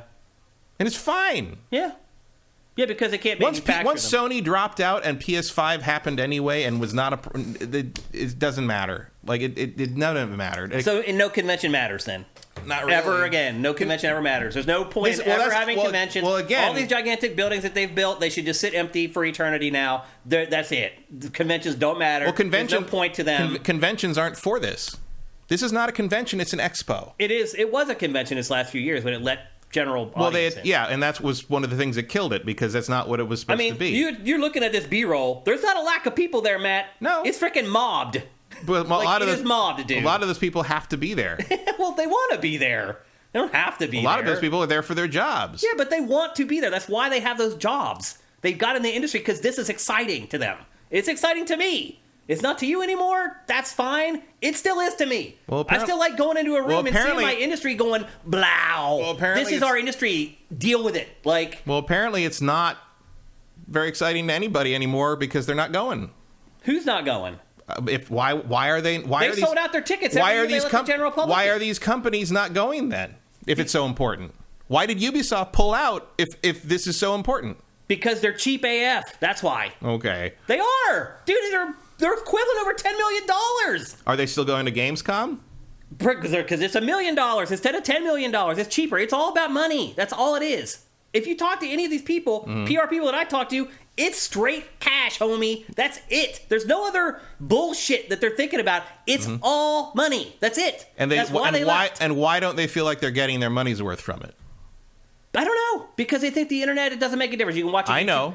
You can watch a YouTube stream and it's the same thing. I don't agree with that. I know why they're doing it, and some of them have said because they don't believe giving that kind of money to the ESA does them any good. Well, let's be honest. The ESA was gouging them for years. Sure. I agree with that 1,000%. But if the ESA was a more worthwhile organization, you mean as far as lobbying and things like that? In terms of doing what they say they're supposed to do, I think that would be a less of an... I mean, yes, they are gouging. You should not be paying $10 million to compete with other companies to get your booth space. Yeah. But, like, a big part of the problem is that the ESA is what the ESA is. And in the same vein that they, as you say, have not pivoted properly on what this needed to become... the companies also don't think that when they throw all this money, because this is largely where the ESA gets its funding every year. This is the last ever Xbox booth at E3 right here. This is it. Let's see. Let's see the Forza. Let's see the Gears. Exactly. Let's see the Halo. Back then, there it is. Forza 7. Playing. So what is this? 20? And look, and someone just pointed out, Eric Cartmanis points out, Ubisoft is going broke. He's right. Yeah. Like, they are absolutely all about the money right now. They are in deep And yet, traps. the ESA wouldn't cut them a break to come to the most important gaming event of the year? Yeah. They don't want Ubisoft at their fucking thing? Yeah, I mean, it sounds like they weren't willing to work deals with anybody, but now they're left holding the bag, and so now maybe they reconsider. The other thing, too, is that you got to remember... But if you reconsider next year, how do you do that? Publishers are already paying the ESA. They have to pay dues every year. Right. So one thing that Pachter brought up when someone asked him about this was that they're like, oh, if the E3 goes away, will the ESA go away? He's like, no. No. They still are going to pay their member dues. There's still going to be a lobbying part of the ESA that's going to go to Washington and try to make sure they're not outlawing games through legislation and blah, blah, blah. So they're still paying the ESA. They just don't want this extra charge in the middle of June because apparently they feel that it's not worth the investment that they're putting into it. And I disagree with that. I just think it is. So it sucks. I literally, the reason I'm in this industry is because of E3. I'm not exaggerating. Like, the first time I saw E3, I was like, I need to go there. And that was what got me so excited that I was like, you know what? Look at this industry blowing up. I was, again, I've said this before, I was like, do I want to be a sports journalist or do I want to cover games? And I was like, covering games would be really dumb, even though I was running a fan site while I was in college. But once I saw E3, I was like, oh my God, this is it. This is the next thing. And that's why I'm in this industry, is E3. So I certainly have a more emotional attachment to the show than probably the average person does, without a doubt. I'm willing to admit that. This is what I went to the E3. I went to E3 twice before I had a job, a real job. Yeah, and, I went once. I've been to 21. I've been to 21 of these things. Yeah. I mean, you're one of the only people I know who's been to more of them than I have. Yeah. But like, there's a point at which it stopped being that. And I could see it very clearly stop being that, like that Mecca kind of thing, that Super Bowl of the sojourn, the journey that you make. There's a point where, and you started to see it even in the early 2010s, but you really started to see it in the mid 2010s, where like, oh, there's a desperation here, and more, all the real shit is happening off site.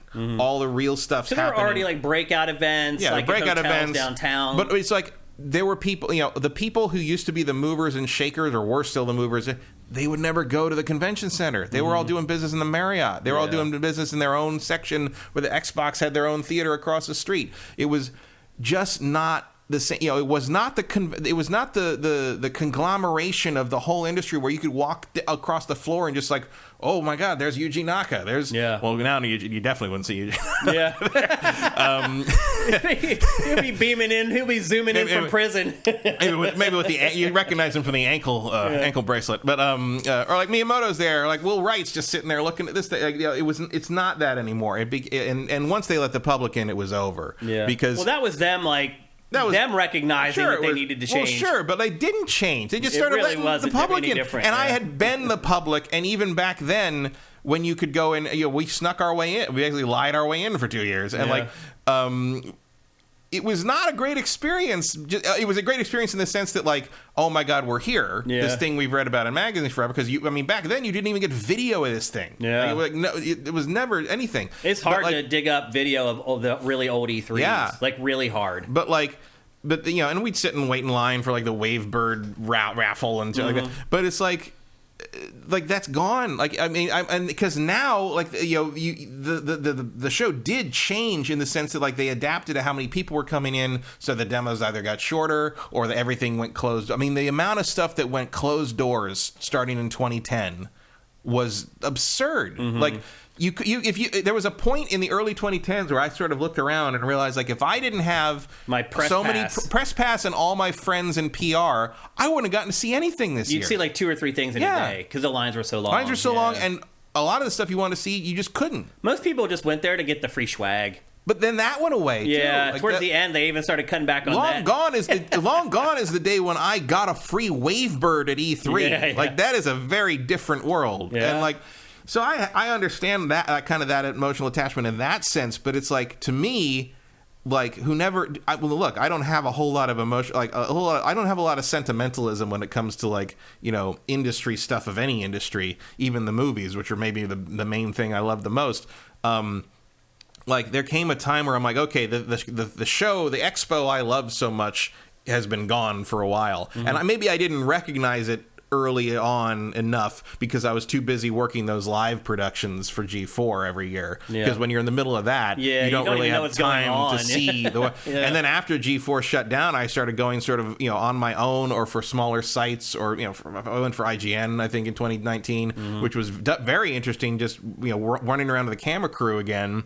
But I was not the producer. I was sort of the editorial person. Right. And all the producers were maybe born around the time I went to my first E3.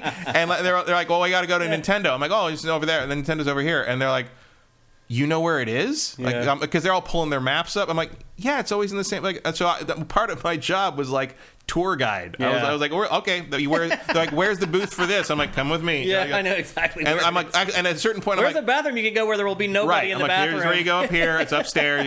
And there's a point where I was like, can I just see the list of things, because we've crossed halls 3 times now, and I bet I can organize these so we don't need to keep going back and forth as many times. But it's just, it just became a very different situation. And you know, it's not like we're not used to navigating crazy crowd, because even when it wasn't as crowded, part of the job, even when it wasn't like super crowded as it became, like, we were the ones with the giant camera carts. Yeah, you know, we were the, like, pushing them it around. was basically now us. You don't need all that stuff. It was like us and Vic Lucas with camera carts the size of these tables, with like all like these giant Betacam tapes. And now I remember the year where, I don't remember which year it was, but I remember the year where I realized that everybody around me had monopods and the little digital camera things on them. It was probably 2007, 2008, because the smartphones weren't ubiquitous yet. But all of a sudden I was like, everybody's got a camera. Because Game Trailers started shooting off screens. Yeah. And we would like rig up mics on the speakers, and we'd just shoot, like, they wouldn't give you B-roll in some games. We just shoot it off the screens. And once we started doing that and started doing big numbers, everybody started doing it. And that's when everybody that was the Metal Gear Solid 3 trailer. I remember that. Because they wouldn't give anybody to it, and so everybody competed to shoot it off the screen and get the best one. And I'm pretty sure Game Trailers got the best one. Yeah, we were pioneers at covering conventions too. Like, maybe it wasn't. Maybe it was 4. Yeah, I think it was 4. We figured everything out, man. Because you were still at G4 when 3 came out, because you reviewed it. I was. Yep. So all that was. I remember the competition to get actual tape.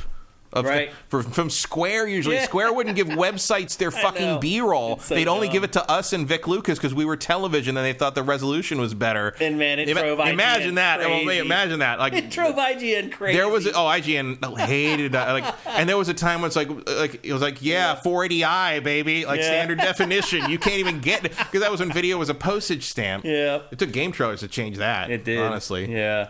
So it was always so weird to me that IGN didn't put more effort into.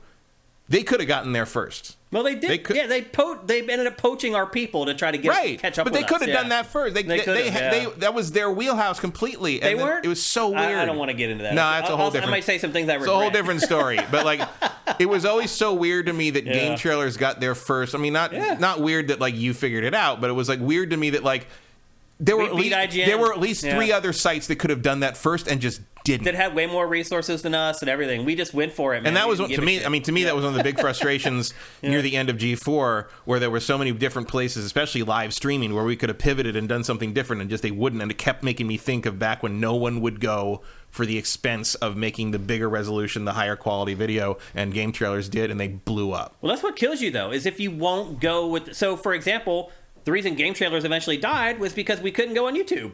Right. YouTube was the next paradigm shift.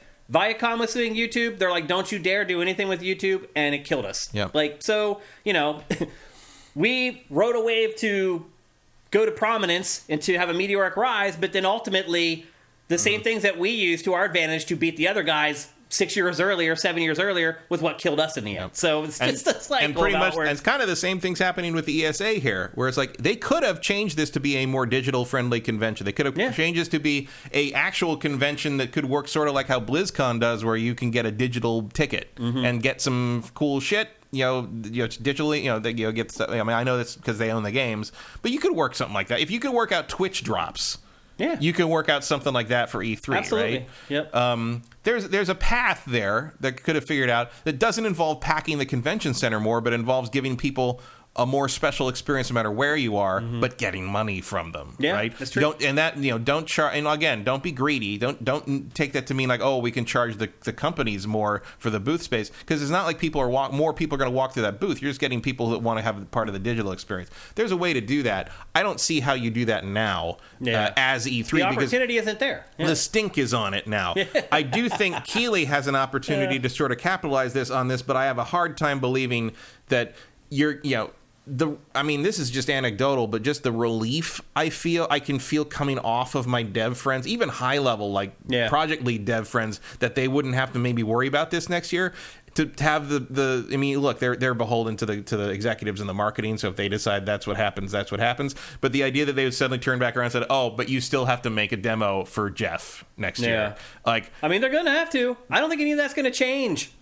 I think honestly, I think it will. I think it'll just be internal. I think most marketing departments are thrilled by the idea that they can choose their week, that you can get away from Nintendo or Sony or whoever, and you can control your presentation. I mean, that's why live press conferences went away so early anyway, is because it's much more preferable to A, not pay for the venue, B, have full control over everything we see and not worry about weird fuck-ups. You don't have to worry about being made fun of for the next 10 decades for giant enemy crab. Look, man, I wouldn't trade... Attack the weak point for massive I wouldn't trade damage. my third row center seat for E3 PlayStation's 2006 E3 press conference for anything. That's one of my favorite memories of working in the game industry, is sitting there watching the Ridge Racer, all that. That was mind shredding. It was surreal. I kept expecting to wake up in my bed and be like, oh, I gotta really go to E3 now, because that never happened. PS3 debut was a big deal too. That was a big, it was just all fake, and all I knew the fake it was stuff, fake, and I had to argue with people who said it wasn't fake. I was just like, all those are fake. Those videos are all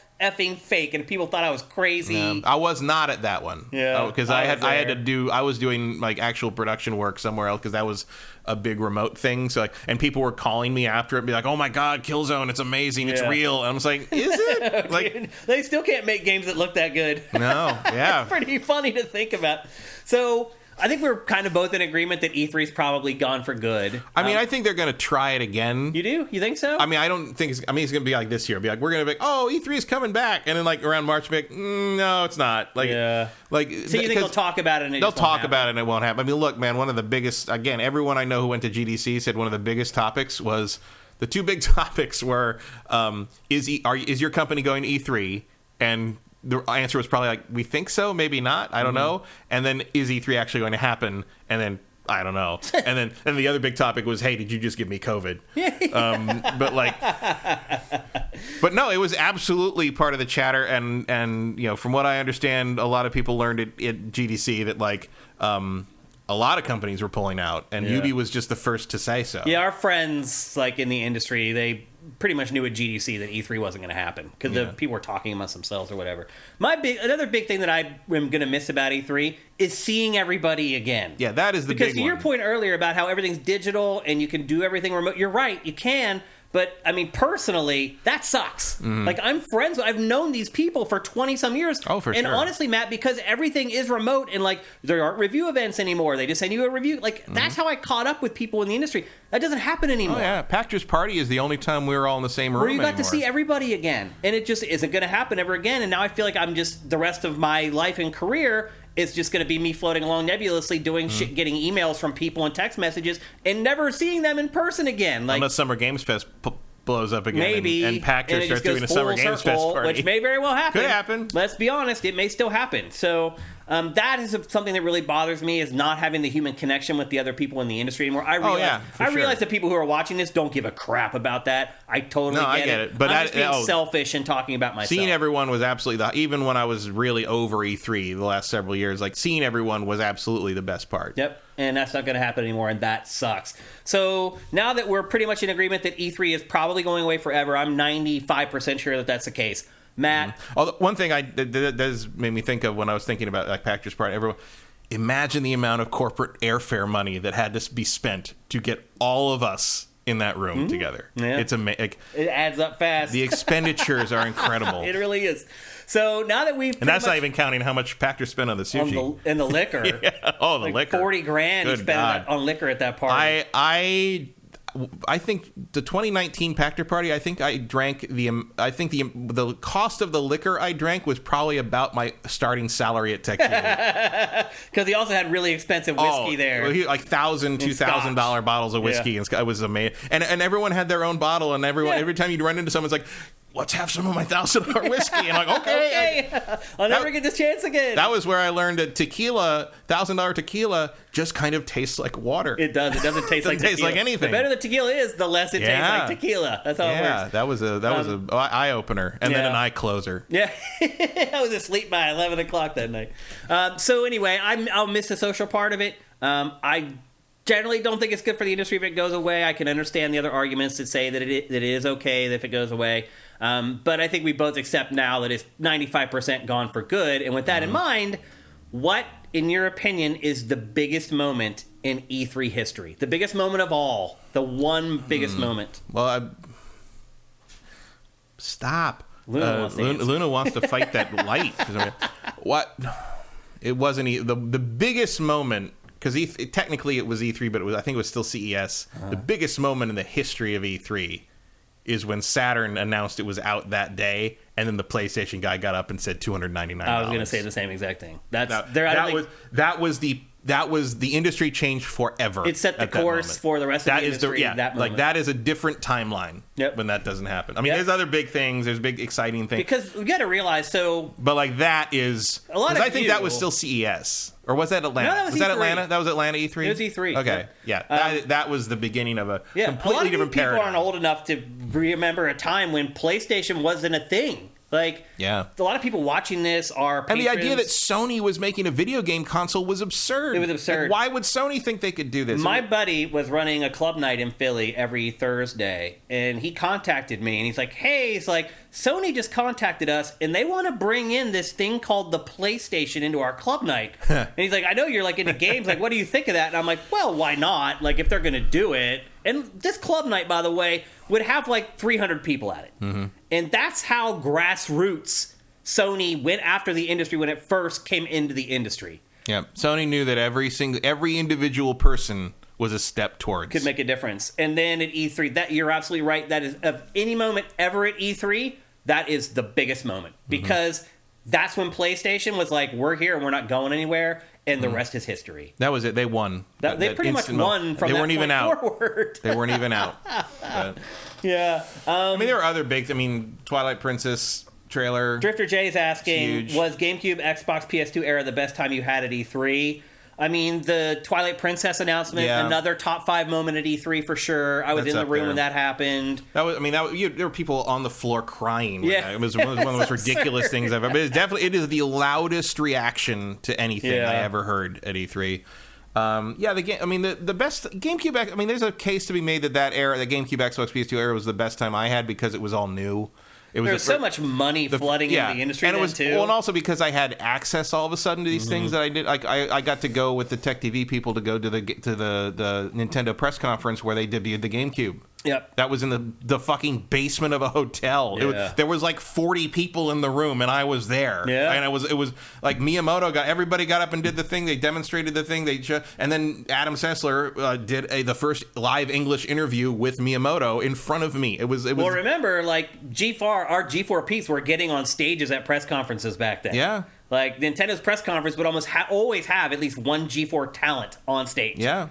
Like, all the time. We were treated like royalty back then, honestly, because we were like the only people doing live and sure. worldwide and broadcast and doing coverage. video too. Yeah. Like we walked into a place, they're like, "Oh, they're here. Oh, here's G4." Yep. And time to set shit up. Didn't matter how many people we had on the invite list. We all got in. We all got in. It was a whole different thing. Yeah. So that was a great time. Just because it was also a great time because there were so many games. And so many weird little games. So many games. And like.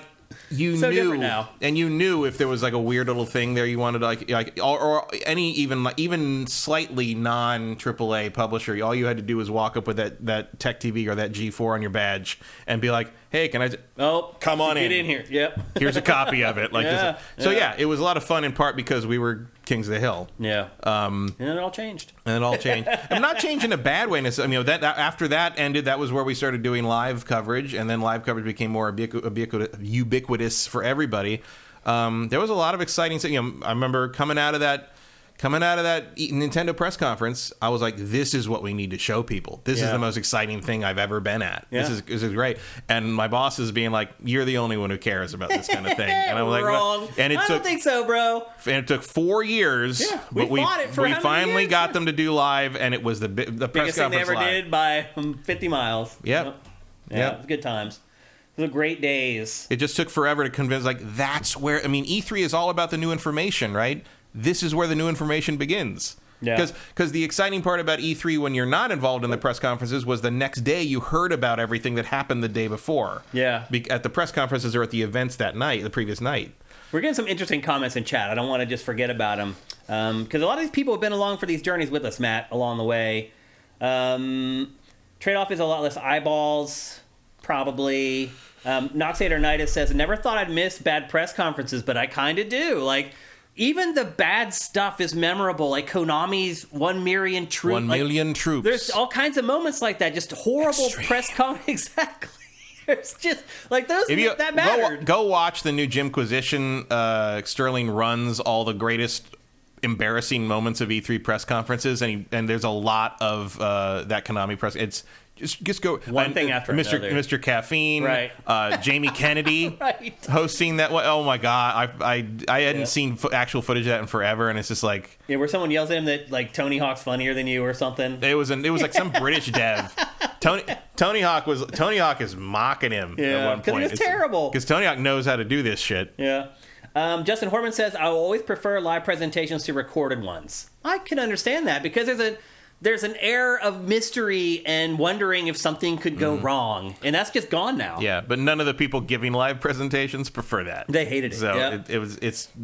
Eric Carmenes, I think we can all agree that COVID accelerated the death of E3. Yeah. Yeah. For sure. I mean, I think this is going to happen no matter what, but it absolutely sped it up. It forced people forced the industry to be like, "Oh, this is all doing fine without this." Yeah. The nail in the coffin that people had to recognize was Sony pulling out. Yeah.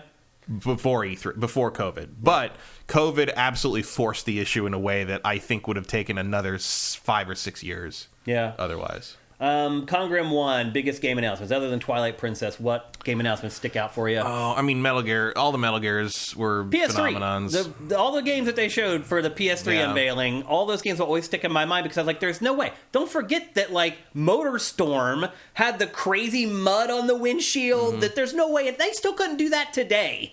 Yeah. And people were like, that's real. I'm like, it's not fucking real. Are you insane? And then I went to, I can't remember, some event, like, right after E3, and I went to Factor Phil Harrison. I'm like, dude, that's not real, man. There's no way you could tell me that's real. Well, they're rough approximations of what we're hoping to achieve. And I was like, that's it. There it is. I finally got it out of you.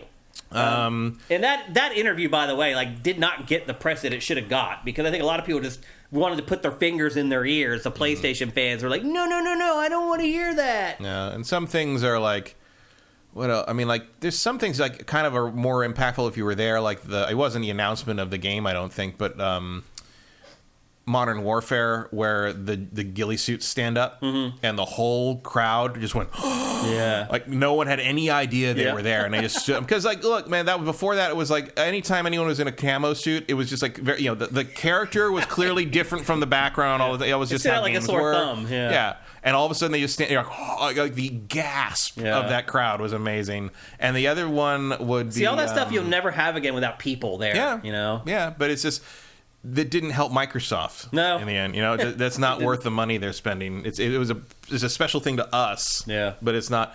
And there was another Special one. to the bottom line. There was another one I thought of that, again, it wasn't really what was it? I don't know. Like a lot of it's just the weird little things, like the fact that the Beatles showed up that one time for the Beatles rock band. The fact that I went to a harmonics party and the Who played. Yeah. What? Yeah. Or even like things like the guy, I can't remember who it was, but it was the guy who like said Sony's big party. He gave where they have a music yeah. festival. He gave some with announcement. Like 6 bands. He did some announcement at the end. He just tacks on that Peggle 2 is coming to Xbox. And he does like this weird Iron Man landing jump. I'm like, what was that? Yeah. That's There's the thing so you don't many. get out of live stuff. I mean, look, my favorite thing of all time E3 press conference wise is still Sony's E3, like the massive damage. Like, oh yeah. I mean, it just. I cannot describe because Ridge Racer. Because that you're whole sitting, press conference was a disaster. The fucking iToy thing, and you flip the just the Africa footage, just like the rhino walk, and at some point, I think it was during the iToy, the Eye of Judgment thing. I think Morgan turned to me and goes, "What the fuck am I watching?" Yeah, it was insane. And I'm like, I don't know. Like it's. I mean, I know everybody saw it, and everybody was kind of like didn't understand what the hell was happening, but. Being stuck in that theater seat and not being able to kind of like see what everyone else was thinking. To people about like, is everyone outside of this theater think this is crazy as I do right now? Like, it was an experience. And I have some. I could do a show for 8 hours about E3 memories. I literally could. There's just so many. You'd go to something 20-some years and like it's 4 days of a grind. You're just gonna have crazy memories, arguments, like issues with production, like. The different places I worked. Like, I remember coming back from the first day of the show floor, my first year at Game Trailers, and I walk in, and my boss is like, dude, our traffic is just exploding. Like, I can't even fathom what is happening on our website right now. And he gave me, like, the hardest high five I've ever got in my life, and I was like, hot damn. Like, everything I've been doing is working. It's all working out the way it's... I could just go on and on. So, the other thing... Skittles, Nightwing 30. Skittles, yeah, that's in the Jimquisition as well, the Skittles. Yeah. The other thing I thought of that may not have translated out was one of the Xbox press conferences. We're doing it live, and so I had to be in there and kind of dealing with things and like make sure things were ready, and the teleprompter, which inevitably failed 3 seconds into the fucking broadcast. But they're running rehearsal stuff as well, and I come back out, and I go to everyone, like, they're playing Final Fantasy X footage in there, or Final Fantasy 13 footage in there, and they're like, no, they're not. It's Final Fantasy. It's not on Xbox. I'm like. Nope. But I just saw it. Like that, I'm pretty sure that was Final Fantasy 13. I'm like, come on! And of course, that was where they said it's on both. And I was like, that was a big thing for me. Like, I was like, I think that's in there. And it was just one of those things. Like, oh, I know that now. Yeah. Before everyone else. But Pikmin, we saw Pikmin before anyone else. Because you're on the show floor, and they made a mistake of uncovering one of the Pikmin kiosks. Yeah. That was when I was working with you guys at G4. We saw that way before anybody else, and we had no idea what it was. No, because like, how can you see that and know what you're looking at? Like, there's this weird game where like little dudes are jumping on bigger dudes, and they got leaves in their head. Yeah, we were just like it's one of those things where like you went back, someone who wasn't there, we'd go back and try to describe it to other people, and they're like, "What? Are you drinking early today, or what?" Like what? Yeah. We could go on and on. Oh, yeah. Matt and I just have amazing stories from E3, and it's sad to think that we're not going to make any new memories. Like, even just the last couple years, like. Just even Packers Party, being together at Packers Party and seeing everybody. Like, those are great memories that you can't replicate. So, rest in PC3. I never thought I'd see the day that this was going to happen when I started in this industry in 1997. Nothing gold can stay, Pony Boy. When I was sweating my ass off walking to the convention center in Atlanta. Like, I never would have dreamed that this would happen, that it would go away. It was just too big to fail, and it isn't. So... That's a lesson in life for everybody. Like, even no matter how good something seems, like, eventually it ends. Game Trailers, when we were in our height in 2010, never would have dreamed that it would end the way it did. Just 2 years later, that like we would go from meteoric rise to like, oh, we can't employ people anymore. Like, it's just the way life is. Like, no matter how permanent something seems like it is, it never is. So that's why you have to enjoy things while they're happening as much as you can, and it can be hard. Especially at E3 when we're working, 20-hour days, not exaggerating, 20-hour days for 4 or 5 days straight. It's hard to stop and smell the roses when stuff like that's going on, but you got to try because you just never know if it's going to happen again. So embrace the good times as much as you can, because they're not always going to be around. So I'm glad I have these memories with you, Matt, through all these years of E3, and with probably some of you. There's some in our chat that probably I've been at E3 with or been at events with. All memories that I will take with me. That's the problem. Is like all those, like most of my, with a good announcement. Like most of my good memories are not announcements or industry things. There are things that happened to me and the people, like like being there the first year. Because my friend was already working as a PA, and he was very game oriented, so he's already worming his way into meeting everybody. He's a networker, So he brought me into his interview with Vic Ireland at Working Designs, which is obviously games I liked a lot. And Vic Ireland sat down. He's like, and he met me. And after the interview, he talked to me. He's like, are you like this? And I'm like, oh yeah, I like this, and I played this, and I love Dragon Force is my favorite Saturn game. And he's like, oh, you're a fan of our stuff. And I'm like, I mentioned I have all Working Designs games except Cosmic Fantasy 2 because I didn't have a TurboGrafx CD, so I never got it. And now it's out of print, and I can't get it. And he's like, oh wow, that's really. I was like, yeah, I've liked you guys the whole time because you were making this stuff. That was back when nobody brought JRPGs over, and when they did, they were often like weirdly Working Designs translations wouldn't hold up today because they got so many weird in-jokes and pop culture references that the purists would freak out. But like at the time, it was the best you got. And I was going, so he left, and we talked to the PR lady some more, and like we're packing stuff up, and Vic Iron comes back in and hands me a copy of Cosmic Fantasy 2. He's like, I bring a copy of everything we ever made just in case I run into someone like you. That's awesome. And I'm like, that's amazing. Like, that's E3. That's the magic of E3. That's the type of stuff that happens there. Yeah, but it was also like, oh, this industry's awesome. Yeah. Like, these people are cool. These people are good people. Yeah. I had good experiences all up and down. That also, I would argue, has changed for me over time. Oh, I would, for sure. Back then, I was naive. I thought everybody in the industry was awesome. And over time, you start to realize that's not really the case. No, there was a lot of weird shit going on. It's just like everybody else. There's a certain percentage of people that are assholes. But there was a public face that was a very you admired positive, that ended up being as good as you thought they were going to be. As a basic, I was 24, 20, no, I was 23. Young so I was a kid basically, and like.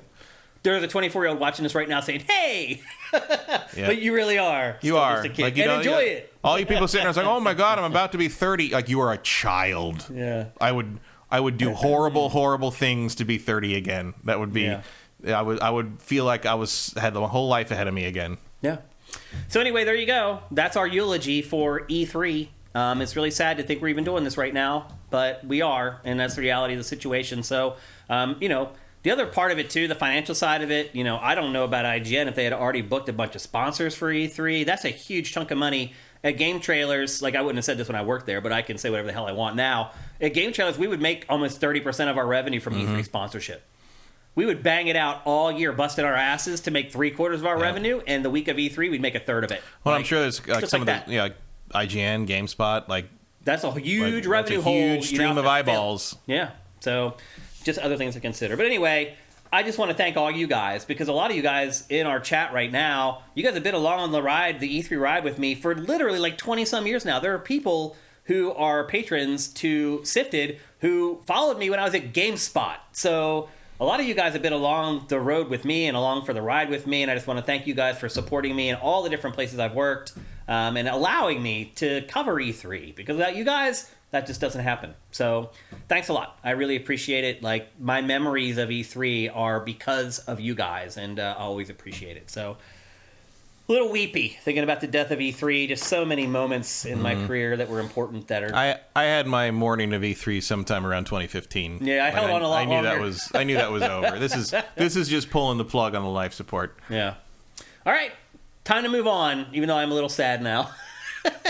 But I won't be sad for long, because next we're going to talk about a game We're going to talk about something that survived. Exactly. We're going to talk about another Game of the Year contender, I believe, for 2023. I hope so. I mean, I gave Game of the Year to the last one. And the previews on this sound looking pretty damn they're basically good. Like, did you like the last one? Well, this is that one, but a lot more. And we're about to explain it to you. Nothing wrong with that. Yeah, and that is Star Wars Jedi Survivor. Here's something awesome that you may not realize. It comes out in like 3 weeks. Yeah. It launches on the 28th of April. It is not long to wait. If you haven't watched Dossier, actually this month is pretty good for game releases. Once we get out past this week, our shows for the end of the month are going to be stacked. We're going to be spending a lot of time playing games to make sure we can talk about them for you guys. But the biggest one of the entire month, undoubtedly, is Star Wars Jedi Survivor. And the good news is, finally, we got really a huge preview and big chunks of gameplay from Respawn and EA of this game that really leave very little left to the imagination as far as what the game is and how the game works. And Cribnote's version, Matt, what you said to intro this segment, you're right. Like, it is, for the most part, the first game fixing a lot of the issues that people had with the first game. And I guess if there's one thing maybe I'm a little disappointed in, it's that it isn't changed more than I thought it was going to be changed. Like, I thought there might be bigger changes and updates to it than there actually have been, but some of them are still pretty cool. For those of you who don't know, it is set 5 years after the first game, and it's set in the High Republic, which is a 300-year period that ends roughly like 50 years prior to the Phantom Menace. Is that right? Well, this isn't in the High Republic, is it? I think it is, yeah. The High Republic is hundreds of years before the movies. 50 years before the Phantom Menace is what the research that I found. High Republic? Yeah. Well, this is between the trilogies. So it's not the High Republic. No. Then. I thought it was. High Republic is like Yoda's like young in that. Oh. I thought for sure it was. No, High Republic is the Quantic Dreams game. And the couple upcoming things. Yeah, it's like, it hasn't been explored much in games. I thought for sure this was set in it also. No? No, this is the dark times. This is between the prequels and the originals. Okay. So, this is about the same time as the first Jedi Fallen Order took place the same year as the Obi-Wan TV show. And so this is 5 years later. We are talking about around the same time as the Solo movie. Okay. High Republic is sort of like they created that so they could do like a golden age of the Old Republic without having to deal with KOTOR. Okay. That's pretty much what that is. All right. You play as Cal, just like you did in the first game, and he survived Order 66, and he's on the run from the Empire. Him and his droid BD-1 crash the Mantis, which is his ship, on a planet called Kobor? Do you know how the proper way to say it is? You don't know either? That's a new planet to me. Okay. They crash land on the planet Kobor, and they have to head out to try to find parts to fix their ship. Now, a big part of the last game was getting your crew together, getting the band together, creating allies, and getting them on your side. Well, apparently in the 5 years from the last game and this game, you guys you've fallen out. You're not a group anymore. People have disagreements over the direction. Some people just want to live their lives and not have to worry about the Empire, running from the Empire, attacking the Empire. So basically the whole crew that you built in the last game, you now have to rebuild in this game. I'm not a gigantic fan of that. No, that's Ghostbusters 2 syndrome. It's like we spent a whole movie getting these people together. It's already set. Just do it. Just get on with it. Yep. Hopefully that doesn't last too long. So I assume you're already with Grease, though. No, you're not. No? No. How did you get the Mantis, then? I don't know. Maybe they explain it. How would he ever give the Mantis up? Well, he does. So you crash land on the planet, but here's the thing. So you land on this... Grease wasn't flying it, that's why. You land on this planet, and you start looking around, and you find this little town that ends up becoming the hub for the entire game called Rambler's Reach. And again, it's on the planet Koboh, Koboh. Is that the right way to say it? I'd say Cabo, yeah. Cabo, yeah. And there's a Cabo. I guess we're going to Mexico. Yeah. There's a canteen in Rambler's Reach, and you go in there, and I'll give you one guess who you find in the cantina, Matt. Grease. Yep. And he's in there. There's a bartender. This looks a lot like the town from Mandalorian. Yeah. Too. There's a bartender named MXNK6, but he's called Monk inside the game. And inside this little cantina, that's where you get your side missions. There's a little garden on the roof of the cantina where you can plant stuff and grow stuff. You can find music tracks that you could use to play in the jukebox in there. And you go in there, and also in there is Grease. And you meet up with him, and he tries to convince you to settle down. He tries to tell you, like, stop doing this. Nothing's going to happen, but you're going to end up dead. Settle down here on the planet with me and have a good life. And, of course, it's Cal and it's a video game, so he says no. But one of the more important things that I think that we should mention about this town or this area is that there are also people on the planet that are just living their lives and trying to, like, eke out some kind of an existence and survive. It's always a mistake in Star Wars. It usually is, you're right, because they always find you. Mm-hmm. But To me, that was one thing that was missing from the first game. Yeah, the lived-in feeling of the worlds that you were in. It was like you were mostly exploring like ancient ruins and abandoned places. It all felt like everything felt like a drive-by as far as the locations and stuff. In this, because it's like a hub world, you're going to get to know this planet and the people on this planet, and you're also going to get side missions from them and things like that. So I think that's a good change and a big change that, to me, can impart a lot of sentimentality into the game. When you're not interacting with humans as much, somewhat, a game can feel sterile. I'm hoping that you do go to other planets, though. Oh, I'm sure you do. Because the change of biome and change of location is a big Star Wars thing. Yeah. Oh, you definitely go to. There's other planets. It's not just this one planet, for sure. But expanding the areas into larger worlds is definitely something they needed to do. Yeah. The two things I would have wanted from the first one in terms of presentation, like obviously I think it could have stood to be a little more rock solid in terms of the combat and hitboxes and such, but that's a technical thing. But in terms of presentation, I would like the areas to be bigger and more lived in, and also I would like more interaction and more almost BioWare style interaction with the crew members and with the character. I wanted a more substantial kind of character interaction system, I guess, like a little more ability to sort of determine Cal's relationship with these people. Yeah, I hear that. I'm not sure that's here, but like that was the kind of the thing I felt was like sort of right on the tip of the game's tongue that it didn't quite do. Yeah. They've already announced one planet. Swan Senpai mentioned it. It's called Lukozade. Or Lukozade. I'm not sure how to pronounce it. I don't know. I've seen that name before. I don't remember which. But they've already officially announced one other planet. I'm sure there's going to be more. So your first goal, there is dismemberment, JJ Forcebreaker. Yeah, there is dismemberment for sure. You'll see it in some of this B-roll. So your first major goal in this game is to get the band back together, to go around and find all the people who were in your crew in the first game and get them back together so you can team up with them again. I also like that you have your abilities from the first game. Yep, you start the game. Thank God I don't have to get the double jump again. Yep, you start the game with all the abilities from the first game, and then you just start piling on the new abilities from there. In the pause menu, you can change Cal's hair, his facial hair, his shirt, his jacket, his pants. Finally, more than just ponchos. A smock, yeah. I didn't like any of the ponchos in the first game. I didn't care about the customization at all. No. And they've blown it out big time in this. You can also customize BD1 and your lightsaber as well. I cared about the lightsaber customization, but like all the clothing I just felt was like various forms of meh. Yep.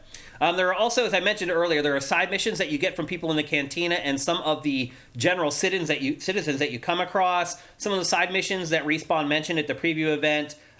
There's some ancient ruins that you can come across that have puzzles inside them. There's a mine that you could investigate that you go inside and there's a rancor inside. You already saw some B-roll of that. Like the first game, you can cut through weaker enemies in a single blow. Again, you've seen that in some of the B-roll already. But stronger enemies, you have to chip away at their posture, where you weaken them, and then you can finish them off. Again, that's all from the first game. So if you played the first game, you understand how that whole system works. Are you happy that they haven't changed anything there? Yeah, it's a good system. Yeah, it needed some iteration, but like, you know, there's ripping off Sekiro, and Sekiro probably has the best melee combat of anything. Yeah. So. And you can speed up the process by using your force abilities to rip away shields and armor from the enemies. You can also use your force powers to slow enemies down, or you can make them attack each other. That was another thing about the first was like I felt like the force was kind of an afterthought in the combat. Me too. And I think adding more abilities to mess with that is good. I agree. Yep. As Matt mentioned, you have Cal has all the abilities he discovered by the end of Fallen Order. Plus, he has a new grappling hook to start the game. So that's not something that you have to earn. You start the game and you have the grapple hook right away, and you just saw B-roll of that, where he's using it to like traverse like some of the level design. You have a double prequel blade content. Yeah. So in the first game, he had 3 fighting stances, although the dual sabers one just kind of appeared at the end. Like I hardly even really got to use it, if I remember right. Yeah, that's a very late edition, and it's very overpowered, really. Yeah. And it's almost like temporary. Like I think if I remember right, it drained something, or it was not something you could use constantly. Yeah, it was not really. It was a fighting style, but not really. Like for the most part, I used 2 styles throughout the bulk of the game. Well, you get 5 styles in this game, and they're all mapped to the D-pad, so you can switch styles on the fly. That used to be something that you had to change at a meditation point. Not anymore. Now you can just tap the D-pad in whatever direction you want, and you can immediately switch up your fighting style, which I think is amazing. The 2 new styles, one is called Cross Guard, which is a slow but very powerful style, And then the second new one is called the Blaster, and that just means that you mix in the blaster with your lightsaber combat. Shades of Like a Dragon Ishin. Yeah, exactly. And the other thing is, if you watch this B-roll, like, you don't have to... A lot of games, it's like, okay, here's this enemy, and there's a little bit of this even in the Resident Evil 4 remake. Hey, here's this enemy. I know what specific weapon or attack I need to use to fight this enemy, and you would use it. In this, every style works against every enemy. There's not, like, enemies that are immune to a particular style, which makes you kind of wonder, like, you know, why split them into separate styles and not just make it one overarching style? But maybe they just felt like for people to learn it, they needed to have them split up separately. I think it's to reflect what people want to do with lightsabers. Yeah. Like, that people love... You know, people want to do normal lightsaber, they want to do double saber, and they want to do twin sabers. Yeah. I'm a little surprised one of the stances isn't reverse grip. No, you're right. Because one of the only things left. That's true. Well, that's for the third game, maybe. Yeah. So there are new tools, including the crossguard lightsaber, which, as we said, it's like the slow but powerful lightsaber, and the blaster pistol. And the blaster Crossguard lightsaber being like Kylo Ren's. Yeah. And the blaster, you can do cool stuff with it. So you can use your force to, like, raise a group of enemies up in the air, and then you can do a combo with your blaster where you blast all the enemies out of the air after you've raised them up with your force powers. I think you're going to have a lot of fun with some of the combos and the different fighting styles in this. Let's see, what else? So meditation points, they still serve as checkpoints like always. They're kind of like the bonfires from the Souls franchises. But they allow you to recover health and stim packs. You can also use them to adjust your skill tree. And there's a separate tree for each of the 5 different fighting styles. So you can decide to, if you find a style that you like, you can dedicate a bunch of points into that one style so you can play the game exactly how you want to, which I think is great. You can also adjust your perks and unlock and adjust your perks there as well, which are just additional buffs that you get on top of the things that you do in the skill tree.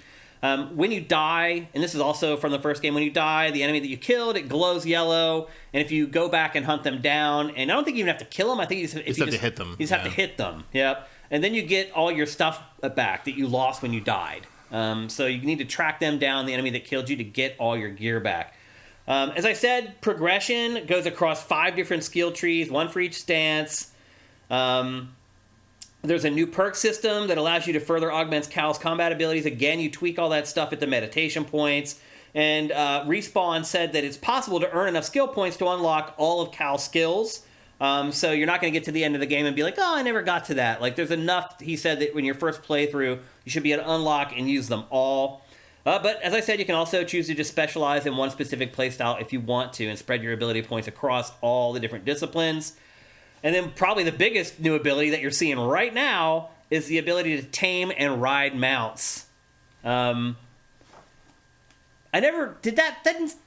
Playing the first game, I never felt like I needed a mount. Did you? No, the areas weren't big enough. Right. So what is that telling you? That these areas are going to be bigger, you'd think, right? Well, much bigger. They've already said they're much. Oh, they have. Bigger. I missed that somehow. That's good news.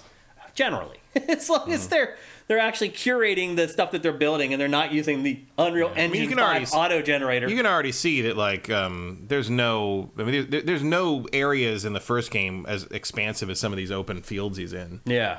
The first game was very Metroid inspired with, like, you know, corridors and specific path. Like, you'd fall off the path trying to ride a mountain around on some of these. Yeah. Like, they wouldn't be useful for more than, like, 20 feet. Right. Whereas this is much more expansive.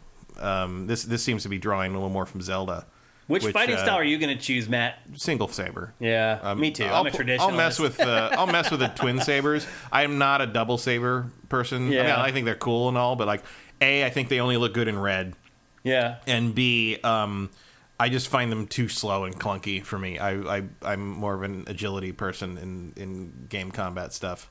Not in real life. But you can see when you start the game, you also have the ability to deflect blaster shots back at enemies. So you're not starting this game with a clean slate like a lot of Metroidvanias force you to do, which is great. I don't want to start this game all over again, have to relearn all this stuff. That's something that maybe Metroid could learn in the future. For sure. I'm curious, because, like, there's a lot of... it maybe seem like a weird comparison to some, but there's a lot of Arkham happening here in terms of the philosophy, because they did the same thing. The first game is Metroid inspired, the second game is Zelda inspired, and Batman has most of his abilities from the end of Arkham Asylum at the beginning of Arkham City. And they just expanded everything. There's yet another mount. So that Look is at well, I don't think it's a mount. I think that's just how you get somewhere. Untamed Downs. You don't think it's a mount? I think that's just a traversal option. Really? Yeah. I don't think that's tamed. I think he's just like he just gets it. He jumped on it and it takes him down here. I think it's like a taxi. Oh. Guapo's asking, did the devs mention if playing the first game is required? I never finished the first, that I couldn't get into the clunky combat system and movement. Now, I agree with you. The combat, kind of clunky. Movement, really clunky. And I'll be honest with you, Matt, I feel like I'm still seeing a little bit of that in this footage. A little bit, but I mean, having played it again earlier this year when I got the new PC, it's only clunky when you don't kind of know how it rolls. I can pull off some pretty smooth shit now. Do you need to learn its eccentricities? Yes. Should you have to do that? Probably not. But if someone calls the combat in Fallen Order clunky, it just tells me you haven't played it enough. You got to get around its eccentricities, but it is a good combat system. Part of its problem is that it feels so much like Sekiro in places that it just highlights how less smooth it is than Sekiro is an achievement and a half.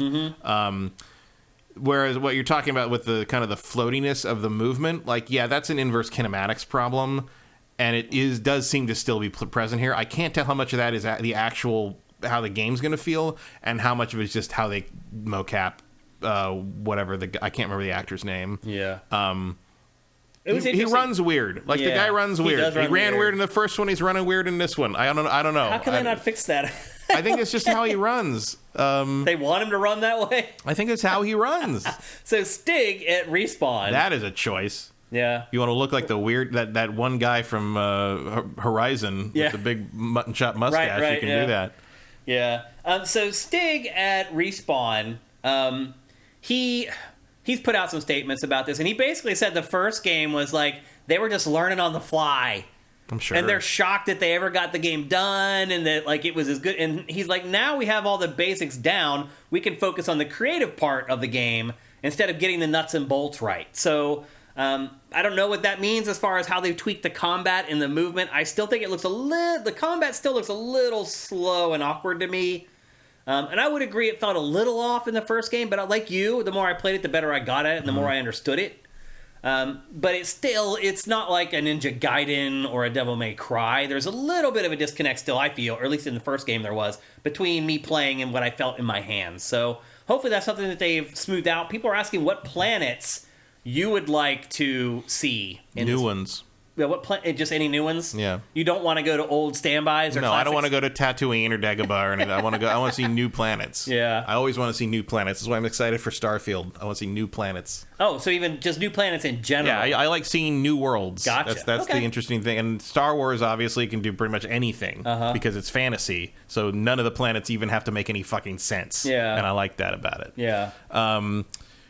That was from Kevin Rafa, by the way. He was asking. Yeah. I would, in terms of like, if you really don't want to get through the first one, I would definitely suggest watching the cutscenes on YouTube because what happens at the end is kind of important. And there's some cool stuff at the end. Yeah. Looking at this B-roll, how are you feeling about the game, Matt, in general? Looks great. Yeah. Like, yeah, it doesn't look like Cal, settle down. What are you doing? What are you doing? He's gonna see you. Yeah. No? You're just not going to... Well, he's using force powers on There we go. Yeah. Force powers don't work on droids. Yeah. You can't mind trick a computer. Can you? You cannot. That I'm pretty sure is can't. You can knock them around, obviously. Very Gooser says, I liked the one world where you meet up with Saw Gerrera in that was fun. The last game. Yeah. Like, I like that character, so it's good to see him again. Yeah. Since he was, as with everyone in Rogue One, horribly underused and wasted. Yeah. What a weird movie. Yeah, I don't know.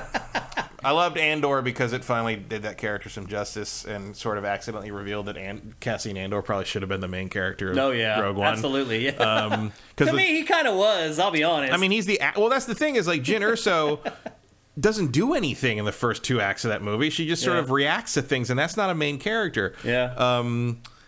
It's very weird. And if you don't know who Saw Gerrera is already in that movie, you're like, what? Who is it? And he just stands... Okay, whatever. Like, That whole thing, I would love. The problem with Andor is no matter how great that show continues to be, the end of that character will always be in a mediocre film called Rogue One. Know, it's like there's no, you're never gonna get any. Be like, oh, okay. No, that's right. That's how it ends. They're like the whole thing where Baze is like, okay, here we go, little sister, and I'm like, have you two said a word to each other this whole movie? Here's the lightsaber customization, not just little frivolous whatever. It's a pretty big deal. I mean, that's the same as the first one. Is it? It seems like it has more parts. No, it's the same parts. Is it? Same number of parts. It just feels like it's different because you get to actually see the parts replaced instead of just swapping in scrolling and out. through all that. This is a much more tactile way to do that. That's really cool. Yeah. Because it uses the same part system as the sabers you build in Disneyland. Yeah. Here's the BD1 customization. You can give him a bunch of new parts and stuff. Yeah, because that was just colors before. Because I love BD1. BD1's great. He's a great droid. Probably my favorite character in the game. Yeah, that's a very reasonable thing to say. Absolutely. And and he's that type of droid has made it into the rest of the canon now. It's showed up in the shows and stuff, which is great. Great stuff that is not just ponchos. Awesome. Yeah. No. No, stop thinking about it, Cal. No matter what, he still looks like Cal. Yeah, it's They don't change all that much. I know it was the 70s, but come on, dude. Yep. So anyway, looks like they got his face a little better. Like he looked the character model looked kind of weird in the first one, and like you look at the actor and you're like, I see how that facial capture turned out that way, but if I was the actor, I would not be super thrilled pissed off about it. Yeah, that's how I ended up looking. This looks way more like him. Yeah, absolutely. So this game is coming April 28th. It's just a few weeks away. I'm really excited to play it. Hopefully you guys are too. Do you think the original game will encourage people to buy the sequel or discourage them from buying the sequel? You mean like from liking their it? experience of playing it? Most people seem to have really liked it. Yeah. It seems a little mixed, maybe. Like some of the comments we got in our chat today, like I've seen those comments many times before about it. Yeah, but even the people that bounced off it, they still want this they want this game. Yeah. They, it's not like they bounced off it because the Jedi game was bad necessarily. They bounced off it because it wasn't up to snuff. But like it's not like they stopped wanting a Jedi game after that. Yeah. Like hopefully there'll be an improvement here on the level of something like like a. I don't want to say the first one was as good as God of War 1, but like in terms of God of War 1 and 2, where it was like God of War 2 was like, it was just like, oh, this is the same. They didn't really reinvent the wheel, but they just made it bigger and crazier and amazing. Or like, and this is Stig, by the way, who worked on God of War. Yeah, but that's why I picked God of War there. Yeah. Or like Assassin's Creed. The jump to Assassin's Creed 2 was huge. Yeah. Or again, Arkham Asylum, Arkham City. Yeah. Not saying Arkham Asylum had anything wrong with it, but Arkham City just like took that idea, expanded it out, and honed it to a razor's edge. And it would be nice to see this do similar. Here's some comments. Red Fox 1980, the first game played sluggish.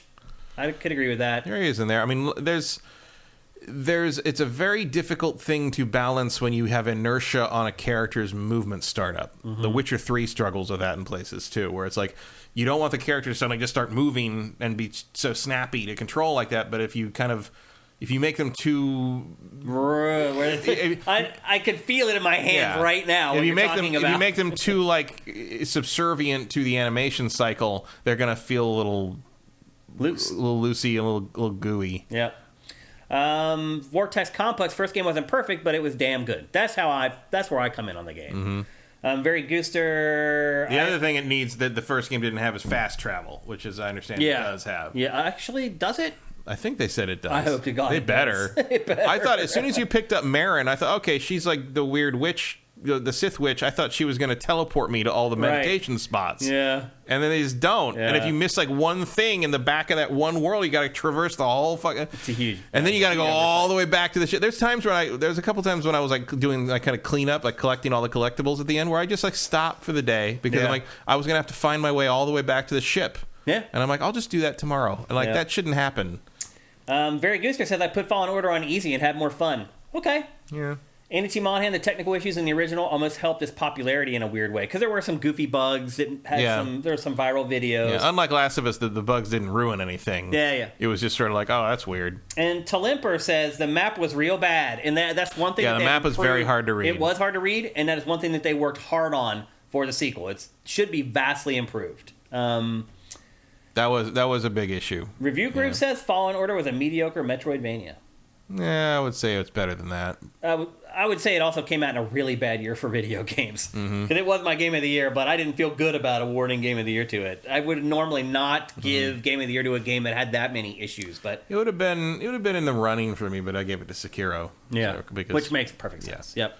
So there you go. That's Star Wars Jedi Survivor. Again, here's another thing to remember. It's next gen only. It's only coming to PS5 and Xbox Series and PC. So you won't be able to play it on PS4 or Xbox One. Just something to keep in mind as its April 28th release date draws near. All right, let's move on. We're going to talk next about probably what was the biggest thing that happened this week, or over the weekend at least. It was April Fool's, and for whatever reason, the gaming industry always celebrates April Fool's. Mostly terribly. Kind of subdued this year, I thought. I mean, generally it's bad. And I sent out a tweet. I was like, man, if you can't come up with something good for April Fool's Day, just don't do it. Like, just sit it out. And, like, I got no likes on the tweet. So I think no one agrees with me. Like, they just want as many dumb April Fool's jokes as possible. All I ever see anymore is people just, like, mad about, it's Stupid Lies Day. And it's like, well, who cares, dude? I'm sorry you're so easy to trick. It didn't seem like anyone agreed with me that, like, some of these people should just not do April Fool's jokes if they don't have a good idea. But anyway, there were a lot of April Fool's jokes, as usual. You're right, maybe they were a little bit subdued, but I think there were probably still just as many as there usually are. There just weren't very many good ones. And we're going to go through these very quickly, but I split them up into kind of two different categories. There's the fake April Fool's Day stuff, where they just make up stuff that isn't true and they hope people believe it and they get fooled. Then there's stuff that you see that you don't really believe that it's real. You think it's an April Fool's joke, but it turns out that it's actually real.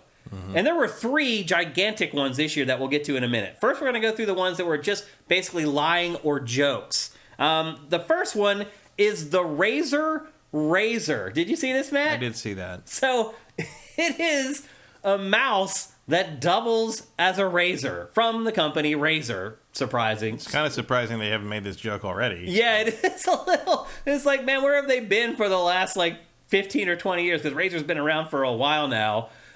Would you really use something like this, Matt? No. Why would I need those two things to be the same? Yeah. Night Trap FMV file being released on a GBA card from Limited Run Games. Is that real or was that fake? The Night Trap stuff.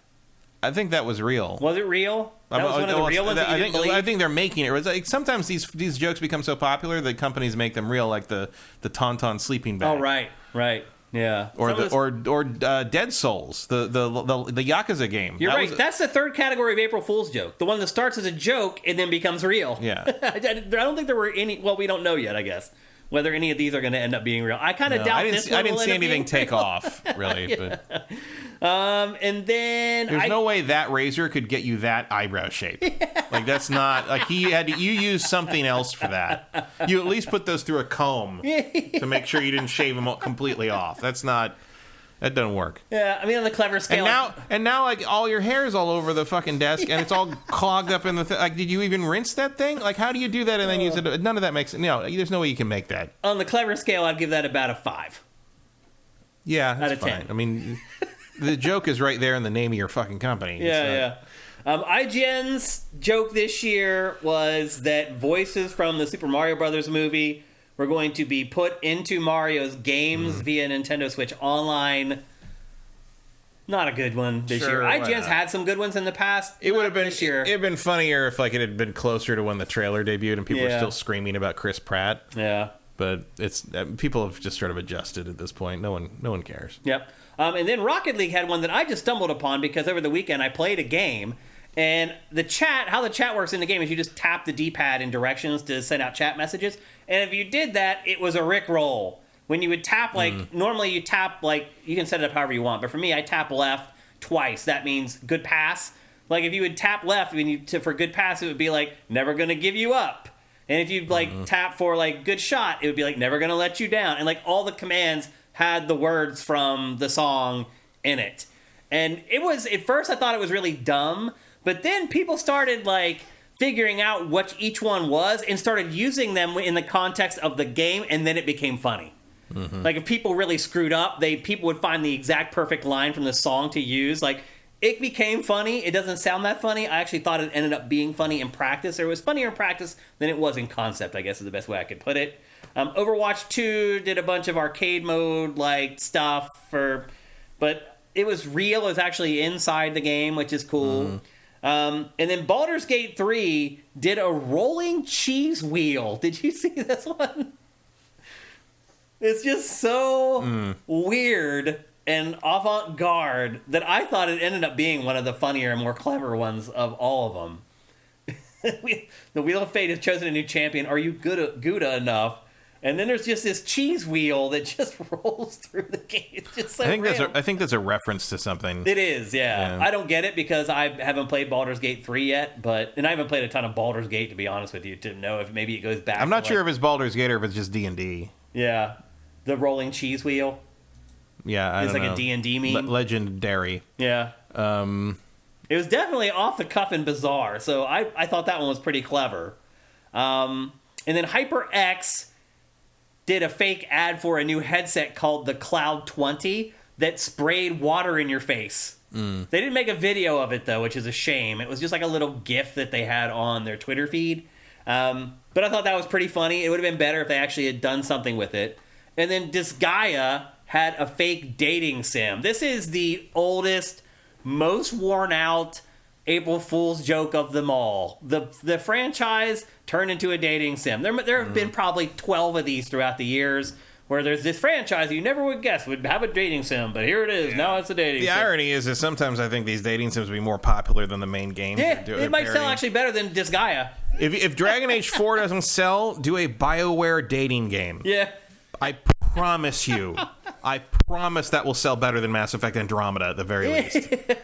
And then the final one that was just kind of a fun joke or fake thing that didn't really come to fruition, although this one kind of did and is very clever, is the Street Fighter 6 cat battle device. Have you seen this? Yeah. It's like a controller for cats, basically, so cats can play fighting games. And I found this very funny and very clever. Obviously, Street Fighter 6 is also pretty close to coming out. So the one thing I will say about this is the middle of the trailer was just like a normal Street Fighter trailer that goes on for like 3 minutes.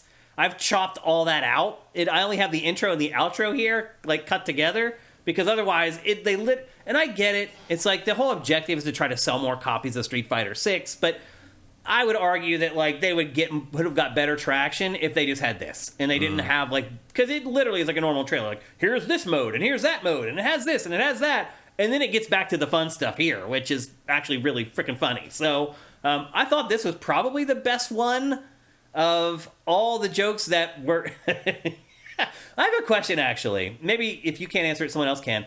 Why do so many cats in Japan have the flat face and the cropped ears? Because that's the breed, like basically what cats look like in Japan. Really? It almost looks like they have like Down syndrome or something. No, it's just what they ended up like. That's what the cat, the cat with the lucky cat with the whole the reckoning cat statues. Yeah. That's what they're based on. Oh, That's really? What they look like. They have flat faces and cropped ears? A little bit. Not always the cropped ears, but now it looks like a Scottish fold to me. I don't know if that's actually a Japanese thing, but there's certain popular cats there. It's like my old cat Ozzel was definitely had Japanese bobtail to her, and you can see that in the face with the eyes and the calico thing. They have bigger eyes too a lot of times, and they like to be carried around a lot. They're early Western explorers / colonists to Japan talked about the cats in Japan and how. To them, cats were mousers, and they were like, they were working cats that would be on the docks or killers, and it said the cats here are basically useless, and all they want is to be carried around by ladies. And I'm like, yep, that was my Japanese bobtail calico. Was just want to be carried. I mean, going carried by me, not a lady, but like, yeah. There's a look to some of those cats that is there, and some of that's probably just like popularity in terms of that. But like, yeah, I mean, they're on an island. There's going to be some inbreeding. Is that what happened? No, I mean not inbreeding in that there's something wrong with them, but in terms of like the breed becomes something that looks a little different. Yeah. I think that's what's happening. That genetics. Okay. That, however, did look like at least the ears have a Scottish fold look. I don't know if there's a particular Japanese breed of like. I see them in YouTube videos all the time from Japan. But I think they're just a popular breed there. They like a certain kind of kawaii. I've never seen cats like that here. ever. You don't see Scottish folds too much around it because that ear thing is bred out very easily. It's a recessive trait. So if you're not looking at purebreds, you're not going to see that. Oh, interesting. Just like the Japanese bobtails have the little. They don't have no tail. They have a tiny tail. Little tiny one. But like that will go away through a couple if they breed with a tailed cat. Did you know that Siamese cats always have a kink in their tail? Yep. You can't. Some cats you can't even see it, but if you run your hand at the very end, you'll feel a little kink. It's really weird. So anyway, those were the April Fool's jokes that weren't really real, or they're just funny gags or whatever. Now we're going to get to the 3 things that maybe people thought were jokes, but they actually ended up being real. And Matt already spoiled one of them, which is the murder of Sonic the Hedgehog, which is a detective game set in the Sonic the Hedgehog universe. I saw this trailer. I thought for sure it was fake. And I was like, okay, at least it's not a dating sim. It's a murder mystery. Sega does tend to go the extra mile for this. It really does. And as it turns out, this game is real. Why does he have a captain's hat? It's real. It is a real detective game where you try to figure out who killed Sonic the Hedgehog. It's awesome. They know their fan base. It's so awesome that Sega did this. And as it turns out, I haven't played it, but reviews are saying the game's pretty damn good. Yeah. Have you played it? I have not. I haven't downloaded it yet. It's also free, by the way. Yeah. So if you want to check it out, you totally can. I just ran out of time. I wasn't able to give it a go, but this is awesome. Like, Sega, great job. Like, it's so... Like, again, if someone told me this, I said it's totally fake. April Fool's joke. Not gonna... And they actually went the extra mile and made the game winner chicken dinner. So I'll probably give this a go, actually, this week. Provided I'm not completely swamped. But you're right. Why does he have the captain's hat? I mean, something really bad happened on that cruise, apparently. It's the food, probably. Yeah. Oh, I guess they are on a boat, so that tracks. Yeah. Emperor Dread says, that's pretty okay. Totally suitable for kids. Justin Horman, I downloaded this, but I'm not sure when I'll get around to playing it. Detective game just reminds me that I didn't finish Pentiment and love that game. Yeah, I mean, probably Pentiment, if you're going to spend some time on a detective game, is probably the better choice. But this is anecdotally just probably a little bit of fun. Yeah, this feels like Ace Attorney-ish. Yeah, totally. It's more tongue-in-cheek than anything else. And then the second one that I thought was a joke that actually wasn't, and a lot of people thought was a joke and actually wasn't, is the Asus ROG Ally, which is a competitor to Steam Deck. Which, Matt, I know you're just falling over yourself to go buy this thing. Oh, for sure. But at first, people thought this was fake. It's not fake. It is absolutely real. Was it cheaper? They don't know. They haven't announced the price yet. Yeah. But they've already said it's going to be almost double the power of Steam Deck. Mm. Which you wonder then, like, are they going to have cooling problems and all this other stuff? How powerful does it need to be for a screen that big? Yeah. You know? I was talking to Pactor about this, about the Pactor episode that went up today. I was talking to him about the Switch 2, and he's like, oh, it's going to be like a PS4 Pro in handheld. And I'm like, why? Like, the screen on a handheld is like 7 inches. Like, look at the Switch. Its games look great on that little screen because it's a little screen. Like, do you really need to go overboard? Are they going to go overboard on the console part of Switch? Yeah, you got to balance it with how much it's going to cost. And how much battery life. It's like, I mean, there's so much to consider. Like, I mean, obviously, I would want it to be more powerful and look better because I play it only on a TV. But, like, given that the thing that really seems to have sold the Switch is its handheld ability to be able to, to switch. Mm-hmm. Like, if you can outstrip that gimmick real fast if you go too far in one direction. Yeah. I don't know. It's like, again, people saw this. This is totally, it's real. This is actually really coming from Asus. Dead in the water? I don't know. I mean, it sure seems like it would be. Like, why would you buy this instead of a Steam Deck? I don't know. Why would you buy a Steam Deck? You can see its dock is a little different. It's really just plugging in a cable more than anything. That's a lot of footprint there. Yeah. I mean, I think the Steam Deck had the advantage of being basically in the front of the storefront of the place everybody buys their PC games. Yeah. This you'd have to seek out more, which I think is already a downside. Yeah. You just happen to have a giant pocket in your fucking jacket? Come on. How big was that pocket? And you had that thing there with no protection, just screen rolling around, batting against your fucking keys and coins? Come on, people. Give me a break. It's not how anybody uses this shit. Eric Cartmenes says $250. There's no way it'll be $250. $700? Rumors have it at almost $700 USD from the Talimper. Fuck you. That, I mean, it's dead on arrival. I don't care how awesome it is. I mean, it does. I'd rather buy a PSVR 2. Yeah, I mean, I would say that for someone like me who's kind of looking to upgrade their... For those who dare is the fucking tagline. Probably not the best idea. Boy. We dare you to buy our new handheld. Yeah, what a terrible idea it would be to buy this. Hey, you better have some courage, son. Yeah, come on. Come on. Yeah. I don't see this doing very well. If it's at $700, it's dead on arrival, although it might appeal to people like me who are kind of looking to maybe upgrade their PC and don't want to spend like... It's called the ROG Ally? Rogue, yeah. Rogue. It says ROG. ROG is ROG. I'm sorry. Well, ROG is, or Rogue, is also a name that they use for their monitors. They're like high-end monitors or whatever. I've always thought it was Rogue, though. It probably is, but that's phonetically wrong. It should have the line over the O. Yeah. So anyway, there it is, the Asus ROG Ally. The Republic of Gamers, yes. What'd you say? The Republic of Gamers, that's what it stands for. Oh. Yeah. So anyway, we don't know how much it's going to cost. Rumors saying $700. We don't have a release date for it yet, but it's really hard for me to think that there's a big market for that. No, it's like people are just going to trust Steam and Valve before they trust Asus. It's just, for sure. Yeah. So we'll see how that goes, but I don't like if you're gonna gun to my head, buy one of these stupid things. I'm definitely gonna get the Steam Deck. Yep. And then the final April Fool's joke, integration with Steam alone is going to make it more user friendly. Absolutely. Yep. And then the final April Fool's joke from 2023 that actually was legitimate was PUBG. PUBG always has an April Fool's joke, and it always has something to do with chickens. And lo and behold, once again, they basically launched this brand new Battle Royale mode for a limited time that just is filled with insanity. There's gigantic chickens. There's just all these random elements that they put into it. I don't know why they take these away. They should probably just leave this stuff in there. Yeah, I think you need every advantage you can get at this point, PUBG, because this is the first time I've heard about you since last April Fool's. It's the only thing that keeps them relevant still. Let's be honest. Yeah. It's had its lunch eaten by every other Battle Royale at this point. I forget it's still a thing. Right.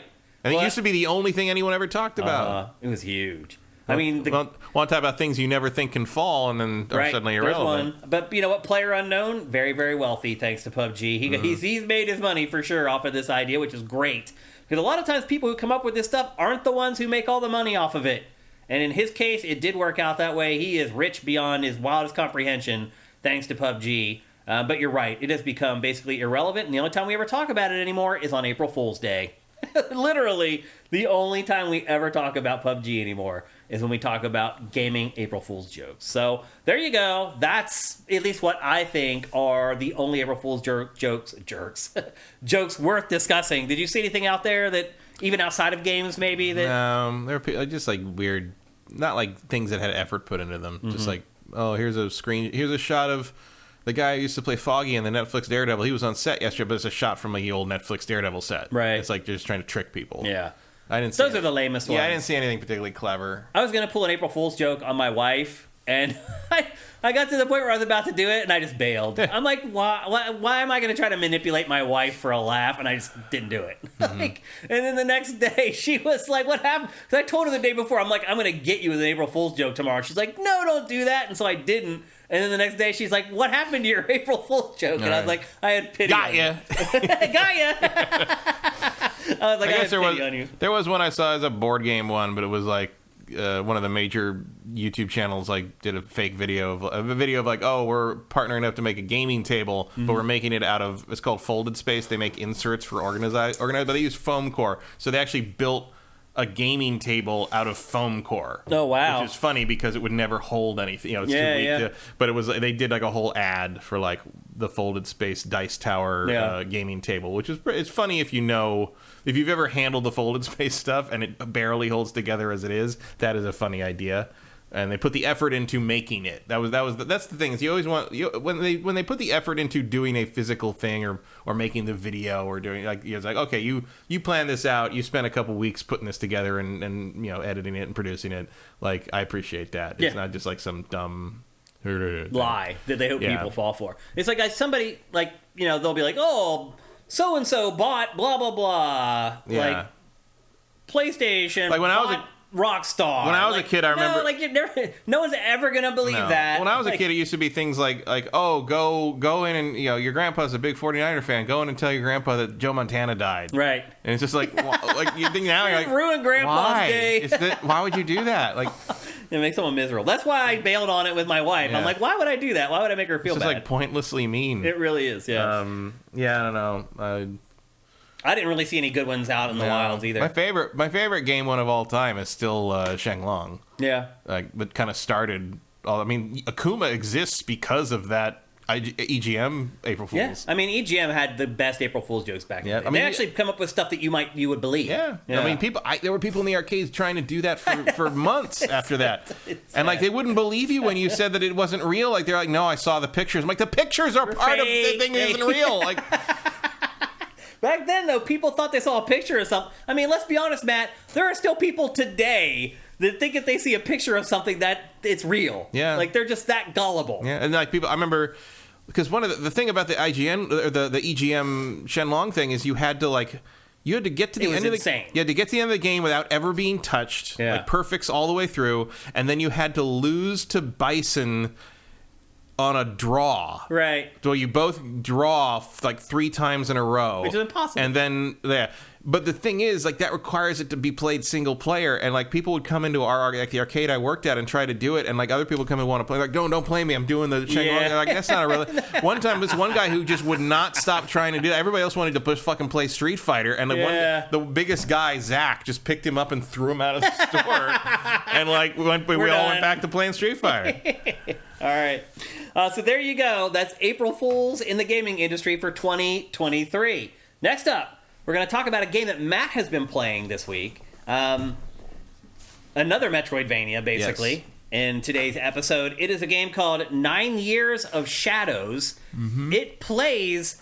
There's a color dynamic in this game, right? It goes from monochrome to color a lot. No, not much. Really? Only in the beginning, really. Oh, okay. It does deal with color, but not like that. So it takes place in... It's like the world has been in some kind of post-apocalyptic situation where all the color went out of it, and a bunch of people died. People went crazy because there's no color in the world anymore. And you play this girl who has been around forever. Been around through all of it. Her parents died during the initial outbreak of the black and white plague or whatever. And she goes to this castle where it's believed she has figured out this is where all of it's coming from and where it all originated, and gets her ass kicked by the demon there, but then meets this floating bear spirit thing, and he brings the color back to her, and the color comes back to the castle in general, and everybody in the castle is like, oh wow, it's color again. You brought the color back. You're the one who can stop this. Uh-huh. So you have to go through the castle and fight all these monsters that are basically ruining the world. And the point is the art. The point is the art style. The art is very imaginative and colorful. The colors come into play because, as you can see, she gets different armors that are different colors, and the colors line up with the doors, the doors and the enemy types. So you'll see an enemy surrounded by yellow, you want to use the electric armor for that. You'll do bonus damage against an enemy if you're using the right color against them. How do you swap through those? Left bumper and... Okay, so you can swap through them on the fly? Anytime. Okay. Yeah, so you get 4 of them. You get a yellow one, a blue one, a green one, and a red one. Okay. All different elements, and you see them all here. You can also have the bear shoot stuff. And one of the interesting things about it is... you'll see in the gameplay segments, you have a life bar up in the top, as you usually do. However, that life bar works a different way than you might expect. So it's your light or light power or whatever. So you can use that up when you get hit, but you can also use it up by having the bear shoot light bolts. Oh, really? And you aim it with a right stick and you fire it with the trigger. And you need to use that to destroy certain crystal formations and to activate certain abilities and certain switches and things. And the trick is that drains your life. And if your life goes down to nothing, the next hit will take away one of these little gems in the life bar, and you lose 2 of those and you die. Oh, but okay. to get the light back, you can do one of 2 things. You can either hit enemies, a little bit of light force comes back every time you hit an enemy, or if you're completely out of it, you can hug the bear. and you will get like 2/3 of your life That's back. awesome. So it's kind of a method of balancing those things. So you can like use it up and like get hit real hard, but then you can get it back pretty quick. But you need like it takes time to hug the bear, so you're kind of defenseless when that happens. Oh, so you kinda, interesting. You kind of gotta pick your moments. Like you are not going to hug the bear during a boss fight. Generally, like you're going to get nailed if you try to do that. So you got to be better at it. There's usually there's like a certain type of there's like type of worm stuff, and if you hit it, you get light energy back. So sometimes bosses will shoot like balls of that worm stuff or whatever. So if you can hit it, you'll get life back. So like there's like balances of like, okay, if you get hurt during the boss battle, you got to like start hitting the projectiles they send at you to get that back. So you have enough, because then like when they start getting clever, you're going to be like, okay, so he attacks things and you have to hit some of the projectiles are deadly, and some of them are that worm thing which you have to hit to get the light energy back, because the next thing he does is jump at you, and once you dodge it, he's got crystal things on him, and if you can destroy all the crystal things before he pulls off the screen again, he falls down and can be hit. So you're kind of, it's like a puzzle thing a little bit. Interesting. And so it becomes very quickly apparent that there's a bunch of people in this castle, and they're all musicians. It's all very music oriented.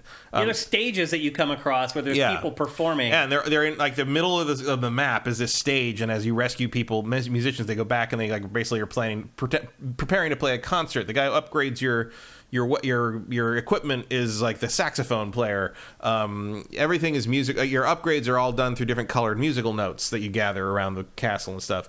There's a big music element to it, and that's kind of the basis of it. It's, as you can see, visually it's using kind of the 16-bit or more Symphony of the Night inspired. Mm-hmm. It's very Symphony of the Night inspired. I mean, even you can see there that the life is going down as you shoot the bear stuff. And even by the standards of modern Metroidvania games, this is a Symphony of the Night homage in a lot of which is ways. A good thing. Oh yeah, for by sure. the way, we're not disparaging the game by saying that. It works very well. There should be more of those. Yeah. And it's got an apocalyptic vibe to it, because your character's a little hopeless, but there's also some Metroid to it. Like she gets in elevators, and then it shows her as the elevator, like kind of looking down like Samus does, like with her eyes closed, and she's thinking about how all the things people in that are chat happening. gushing over this, Matt.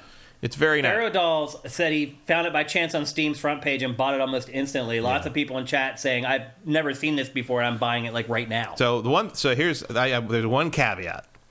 I have played this game about 2.5 hours. Okay. I wish I'd played it more like 10. The reason I haven't is this fucking thing crashes constantly. Really? I get Unity out of memory crashes on this all the time. I have lost 15 to 20, 30 minutes of progress sometimes, because the save points are actually pretty far apart. And it's not that hard to survive. The problem is the game crashes and I haven't saved in 20 minutes. Right. So I have kind of stopped playing. They've updated a couple times, and I think it's Windows 11. Is this PC only right now? It's also on Switch. Okay. So you can get it on PC Switch, and right it now? does not have the crash problem on Switch, as far as I can tell. That's interesting. This is a Unity problem on Windows. It seems to be Windows 11. Wow. And it is talked about in the discussion board on Steam. Like, the developers know about it. They just haven't fixed it yet.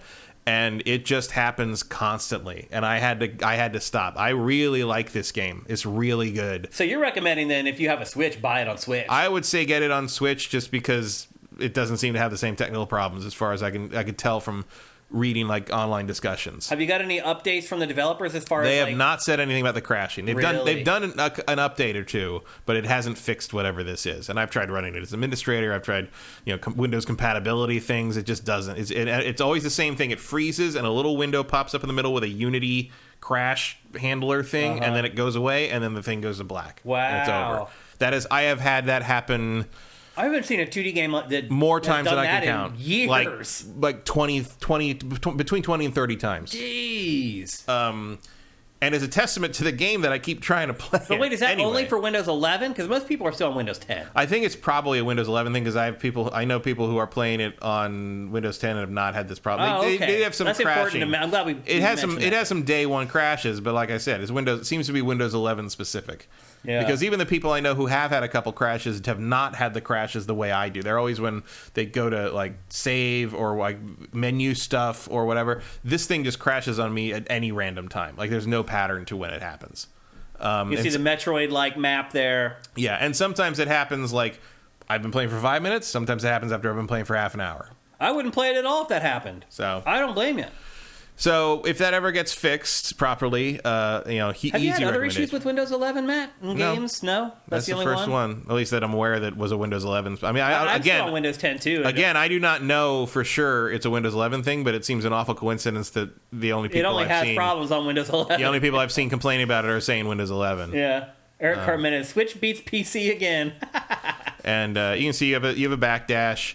And like things get pretty crazy. Like the second armor you get is this Poseidon armor, and when you're in the water, you can transform into a mermaid and swim around and dive and jump out of the water. And there's like platforming sections where you're literally jumping from waterfall to waterfall, to avoid stuff. There's some moments in this game for real, man. Yeah. Like I was just like scrubbing through the B-roll, and I was like, wow. Like there's definitely some moments where I was like, oh. Mm-hmm. Music's really good. Yeah, it's all great. It just crashes. It just crashes. Do you regret installing Windows 11? No. I mean, I didn't install Windows 11. It came like that. Right. Your relative built the PC for you. Here's a stage that Matt was talking about earlier. Yeah. So those the two in the middle there upgrade your health and life when you get enough of the different colored notes. We had a clear Wynton Marsalis reference. There's a bunch of music and jokes in this game. Oh. Interesting. It's cool. Like it's not like anything else, and really that I can. I mean, obviously it's a Metroid game, but like it's got its own verve that I really like. I think everybody can see it looking at the B-roll. Mm-hmm. Some of the bosses are really clever. Early on, they're not. They're kind of like straightforward, but eventually, you're like, oh, you want me to do this? Oh, okay, I get it, and you do it, and you're like, okay, now do it again. At the two at the same time. Yeah, that's one of the early ones that happens. It seems like some of the enemies maybe are damage sponges. Or is it just you need to find the exact right attack? It's because you need the right color armor. Gotcha. Like something that if you're fighting something that's glowing yellow in the non-yellow outfit, you're gonna have to do double as many hits. Basically, like it really. And some of them, like if you got running into a guy with a particular colored shield, like any armor not that color is not even gonna damage it. No damage at all. Like you're gonna have to jump up and hit him in the head for like 2 damage for like 4 to get over the shield. Like the first time you get a new an armor type that they show you, there's a guy with a big yellow glowing shield, and the only way to hit him is to jump up like above his head and hit him in the head like 7-8 times until he dies. Then you go past him, you get that armor, and then you come back out and the same guy is there again. His ass. And it's like, okay, now do it like this, and it's like, oh, okay, I get. And you do have extra like attacks. You have like your standard combo, but then if you hit the Y button at the end of it, you get a big swing that like cleaves them, which can finish them off. And then like the game does a good job. You can hold like there's a move where you can hold down. You learn eventually you hold down the attack button, and once it charges up, you do like a really fast multi combo, and you can do that in midair too. So if you got a guy with a weak spot up here, you can do that up there and hit him a few times rather than like only once. Yeah. So having to keep jumping every time. Obviously, some Sailor Moon influence here. A little bit. Yeah. Yeah, it's really cool. How much is it? I want to say it was 15. Oh wow! But that might have been a launch day price. Deal. This might be 20. Might be 20 now. I mean, I'm guessing that's fair to you. Yeah, I mean, I paid way more than that for Symphony of the Night. Yeah. And this is maybe not going to go down in history as Symphony of the Night, but it's comparable. Yeah, and my guess is eventually too, this will come out for other platforms.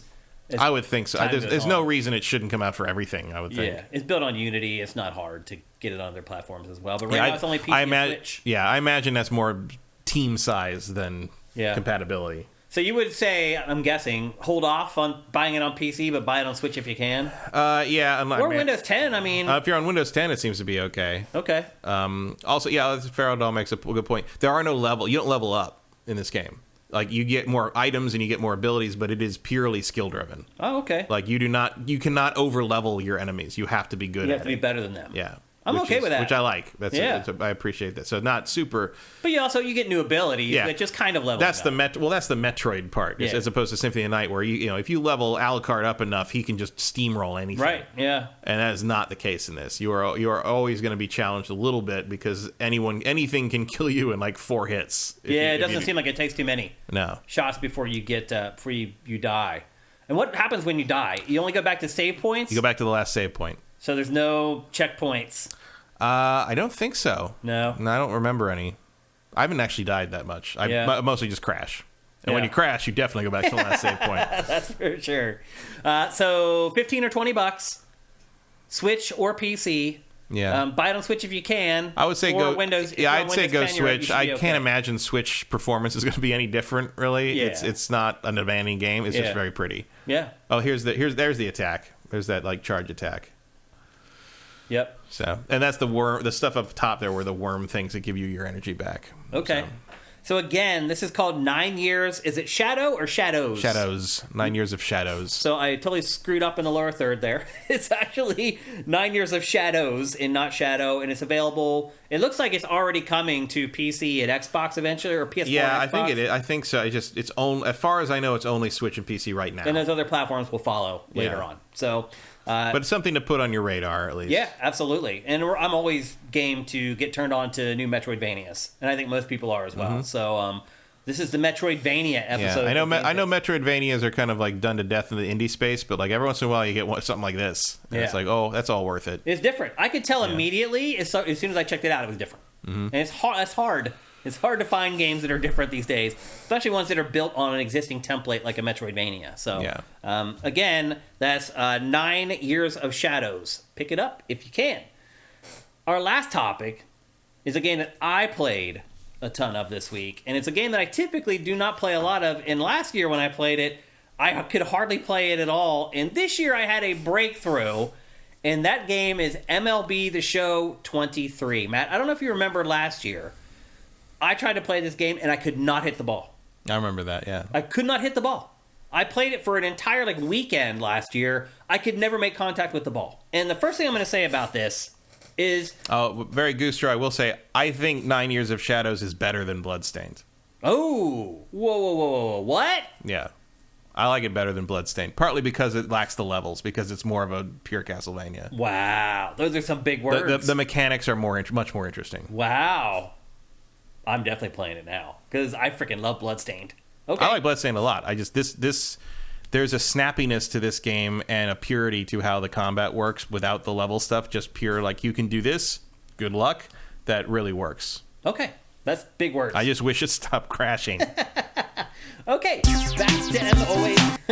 back to MLB The Show 23. Again, last year I had big time problems making contact with the ball. And the best thing that they did in this game this year is that when you boot it up, they make you choose how you want to play the game. And they have very clear definitions of what each thing does. And right out of the gate, Matt, I was able to set this up to play this game like I played baseball games on the Super Nintendo. Once I set up the control scheme so that it was just like every baseball game I had ever played, I loved this game. MLB is an amazing franchise. Also, one thing I should bring up here, this B-roll is from PlayStation 5, but this is also available on Game Pass again. Yeah. Which is just insane. And that is definitely how I would play it. Right. Yeah, I mean, why buy this? If you have an Xbox, you should be buying or just playing it on Game Pass instead of paying for it. But if you're a PlayStation owner, this game is still worth the money. So, first thing that happens when you boot up the game is they walk you through everything. How do you want to bat? How do you want to pitch? How do you want to field the ball? And you set it up exactly how you want. I did that, and it was a revelation.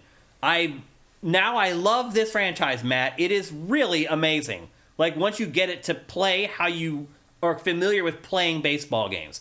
The big addition to this year's game, as you're seeing right now, is the Negro Leagues. And at first, I was like, oh, what does that mean? Like, Satchel Paige is going to be a player that you can play as. Like, I didn't think it was going to be a big deal. It is more than a big deal. It completely transforms the game and paints the entire game. So the cinematic that you saw at the beginning there, that's just the cinematic for the game itself. They're in like a jazz club, and they explain how baseball, oddly enough, Matt, almost helped create jazz. Or at least gave, I think, jazz its name, I think.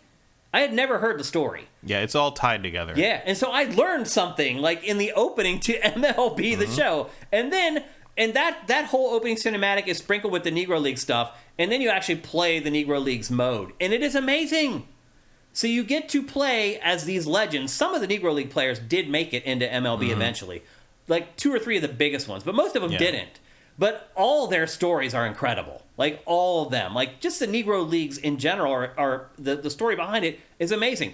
And it's like the game is like a mini documentary about the Negro Leagues. Mm-hmm. I learned. Still a way underknown. Yes. Not anymore, man. Because it makes learning this fun and exciting. So basically how it's set up is once you go through... And it's a story. It's a good story. It's amazing.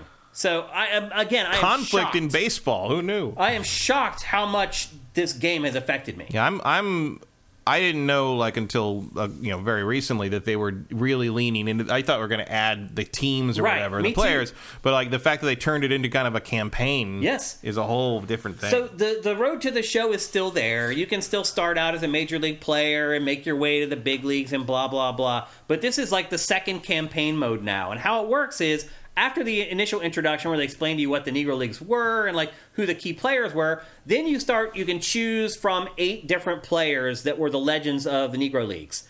And once you choose a player, you have a series of kind of quests that you have to play through and complete before you can unlock another one for play. And it's very simple, like, in a game, drive in a run, hit a home run in the next game. There's these very simple things, and they're not a pushover, but they are easier than the rest of the game. And I think that's absolutely the right call. Like, people shouldn't have to struggle to learn about the Negro Leagues in this game. Because I'll be honest with you, Matt, I knew hardly nothing about it. And I think I can probably speak for 95% of people who play video games who also know nothing about the Negro Leagues. And it is an amazing story. The Negro Leagues were better than the major leagues. Yep. The players were better. Mm-hmm. Everything about it was better. But obviously, due to racial issues, and I'll say another thing about it, Matt, it is nice to play a product that embraces black history. Mm-hmm. Because right now, around our country, we have politicians trying to outlaw black history. Yeah, can you even buy this game in Florida? Right. Can you buy this game in Florida? You may not. I bet you if you took this game into a school, they'd throw it out in Florida. Yeah. It's disgusting what is happening right now to black history. This game is like, you know what? F you, Florida. We're going to celebrate this stuff. It is awesome. I cannot believe. And then so I start playing the game, and I can play it now, and it is an amazing baseball game.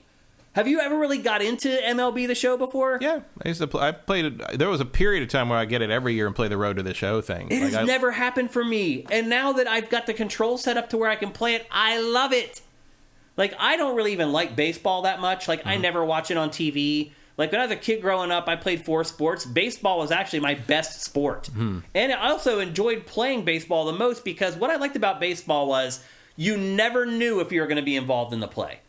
Like, football, as soon as they snapped the ball, and if they ran to the other side of the field, you're just kind of standing there watching them run to the other side of the field. Basketball, if nobody passes you the ball, you're not doing anything. Before every pitch in baseball, you have no idea if that ball's going to be hit to you. If it's going to be a line drive, if it's going to be like a grounder. So every pitch, when you play baseball, you're on edge. You're sitting there, you're in your breakdown position, and you're like, man, this ball could come to me on a rope, or it could go to right field. Like, the unknowing of baseball was really compelling to me when I was younger. I really enjoyed playing it, and it was my best sport as far as, like, compared to everybody else that I was playing with. I was always an all-star. I always went to regionals. I played in AAU. Yeah, I get that. One of the things I like about anything really is the potential. Is the way you look at something, and you're like, oh, anything could happen. And potential's there.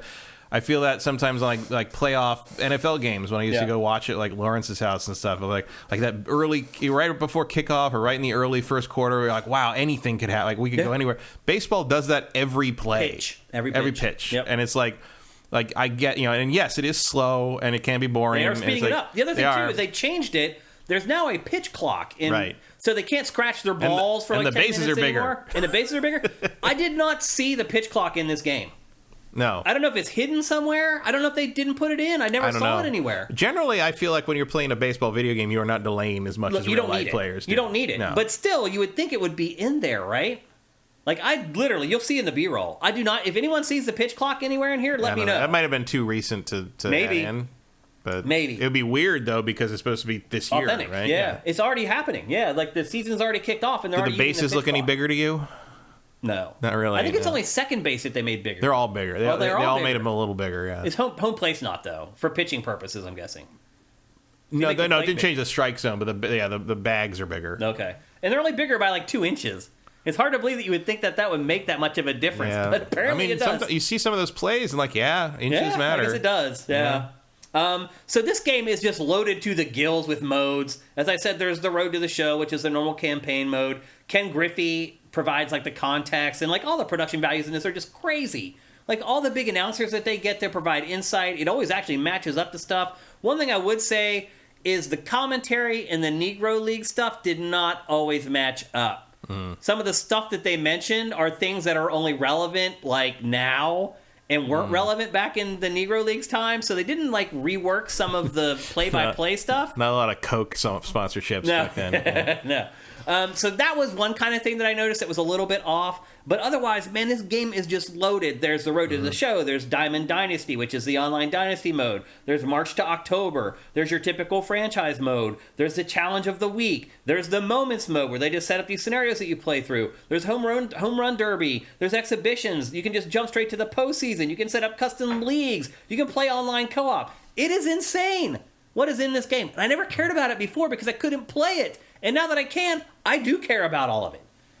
It's just really good. Like, you can just see the years and years of the iteration coming to bear. Yeah, the show has always been secretly one of the top sports games in terms of like getting it all in there and getting it all done. I admit I have kind of been checked out of it for like I think I played it last year. I definitely played it last year because of the Game Pass thing. I hadn't bought it in a few years after that. The Negro League thing will definitely get me back in, especially now that I see that they've handled it they've made it kind of the centerpiece of the game. Yes. That's much more interesting to me than just adding that. Yeah. That's what I thought they were going to do too. I'm like, they're just going to add a player here or there, and like that'll be it. Yeah, I feel like they didn't really talk that up enough. Nope, I agree. Like they are actually. If you go and like look on the game page on Sifted, there are like 5 trailers for Negro Leagues that they've put out. But for whatever reason, like I guess I just tune out the franchise because I'm like, I can't really play it. I suck at it. It doesn't change that much. And I should have paid more attention to it this year, and I did not. And I regret that, but I'm glad now that I gave it a go because I'm really enjoying it, and it is really a quality product. And also, it is pretty mind-blowing that this game is available on Xbox when it is made by an internal Sony studio. It's still... The sting of that still has not worn off for me. It's still crazy to go on Game Pass and like play a game and see the PlayStation logo come up on your Xbox. Yeah, it's really bizarre. Controller Zen is saying that they've shaved 40 minutes off of each game now. It's 25 minutes. They're saying he's saying 40 minutes. The games are about average 40 minutes shorter. That's not true. It's 25, but still, that's amazing. I listen to sports talk all day, and they talk about it over and over again about the Pirates, which are just pathetic. And it's 25 minutes so far throughout the season. They've cut 25 minutes per game off of the game just by instituting the pitch clock.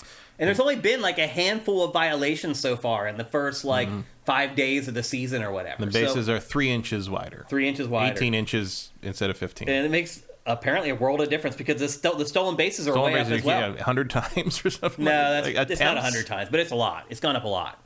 Yeah. That's just, those numbers are from Grapefruit League down in Florida, like preseason stuff. But yeah, the numbers so far, it's hard to believe. It's almost like it's the suggestion. Because it's 1.5 inches on each side. Like, it can't make that big of a difference. I think it's just encouraging people to try to steal more, and they're finding out, you know what? I can actually steal more than I thought I could steal. Steal bases. So, again, MLB The Show 23. It is available for PlayStation 4 and 5, Xbox One and Xbox Series, and Switch. So no matter who you are, unless you're a PC gamer, and I'm surprised it isn't available for PC. I don't know why. Well, we definitely don't want some of those glitches in this one. Yeah, yeah. Not everybody getting wet randomly. Yeah, we don't need that.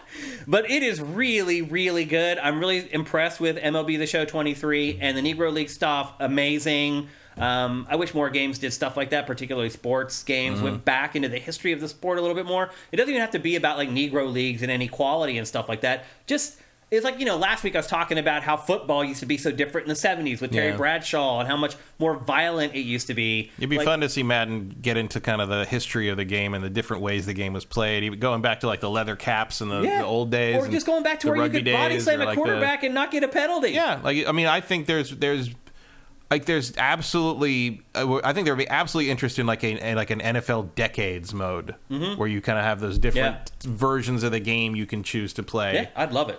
Yeah. Even just in like episodes like they did here, maybe. Like the other thing too with football, back in the 70s and 80s, a quarterback was busy if he threw the ball 20 times in a game. Back in the 70s, most quarterbacks threw the ball 10 to 15 times a game. And they just ran the ball the whole game. It's just completely... That's like have a quarter now or something. Yeah, It's like... I would love to see, like, because I'm not a sports person. Yeah. I don't watch sport. I don't really care about professional sports and pay attention to it. But I do love like the 30 for 30 documentaries and like the stories of like the dramatic stories of sports. Like I don't care about following the whole season, but like the conflicts and triumphs and failures of sports are fascinating to me because they're a very human thing. And like. It's weird to me that sports games have so consistently failed to capture that and capitalize on that. Like, you could get me to buy Madden every year if you could deliver something on the level of that 30 for 30 experience. If there's some off-the-field stuff that's as good. Like, there was a Wii football game, American football game called iShield 21. And it was a motion-controlled football game where you, like, ran in the first person, you dodged with, like, the motion controls. But in between games, it was an anime. Because it is in manga or an anime. I can't remember which. Yeah, it is. There's sports manga are huge. Yeah, and it was driven by a story. They've never done that in America. I don't know why. I agree with you. I've been asking for it for forever. So maybe this will spur it on. This has 2 campaign modes in it. That's a first for sports games as far as I can remember. So it's a good step in the right direction. I would buy this at full price, no question. El Guapo 3385 is asking, how's the character creator? It's insane. I gave up. There was too many options. I literally gave up. I was like, I'm good. Like, I need to record this B-roll. Like, I was really busy or what. And I didn't even spend as much time with it as I wanted to or should have. It was that deep. I just was like, oh, this is too much. I'll just use this prefab guy that the game created for me. So, yeah, the create a character is great. And then you can use that create a character, like, throughout the whole game. Like, again, this is one of those franchises where they've just been iterating on it for so long that almost every part of it is peerless at this point. So I had a lot of fun with it. For the first time, I enjoyed a baseball game, and I don't know how long. That's a big deal to me. So MLB The Show 23, 2 thumbs up from your boy Shane. Yeah, Very Gooster says, what's my favorite 30 for 30? Either the Auburn versus Alabama rivalry episode, because his dad was a huge huge Auburn fan, so I'm familiar with all that, or The Best That Never Was. Which one was that? It's about basically athletes who were huge, amazing in like high school or early career and got hurt and never had the career that everybody knows they would have if they didn't get hurt. And one of the focuses is, I can't remember his name, but he was a high school football like legend. He was like, you see video, and it's from like the 70s or something, and like 70s, I can't remember what, 60s or 70s, but he's a receiver, and like, he moves down the field fast. It looks like a bad special effect. Like he's moving so fast. Like no one else can old footage of Jim touch Brown. him. Yeah, exactly. Yeah, it's insane. And like, but he Marcus Dupree. That's what it was. That's wow. Right. Good job. Very Gooster knew. And he got hurt. He got badly hurt in I think his first semester in college or something, and ended up not being able to play or in college, or he never made it to the pros, I don't think.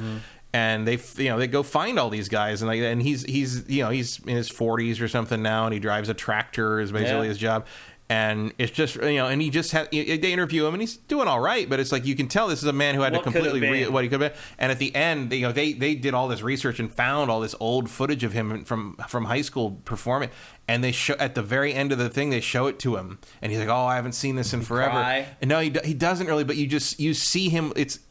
You can see he's looking at someone else.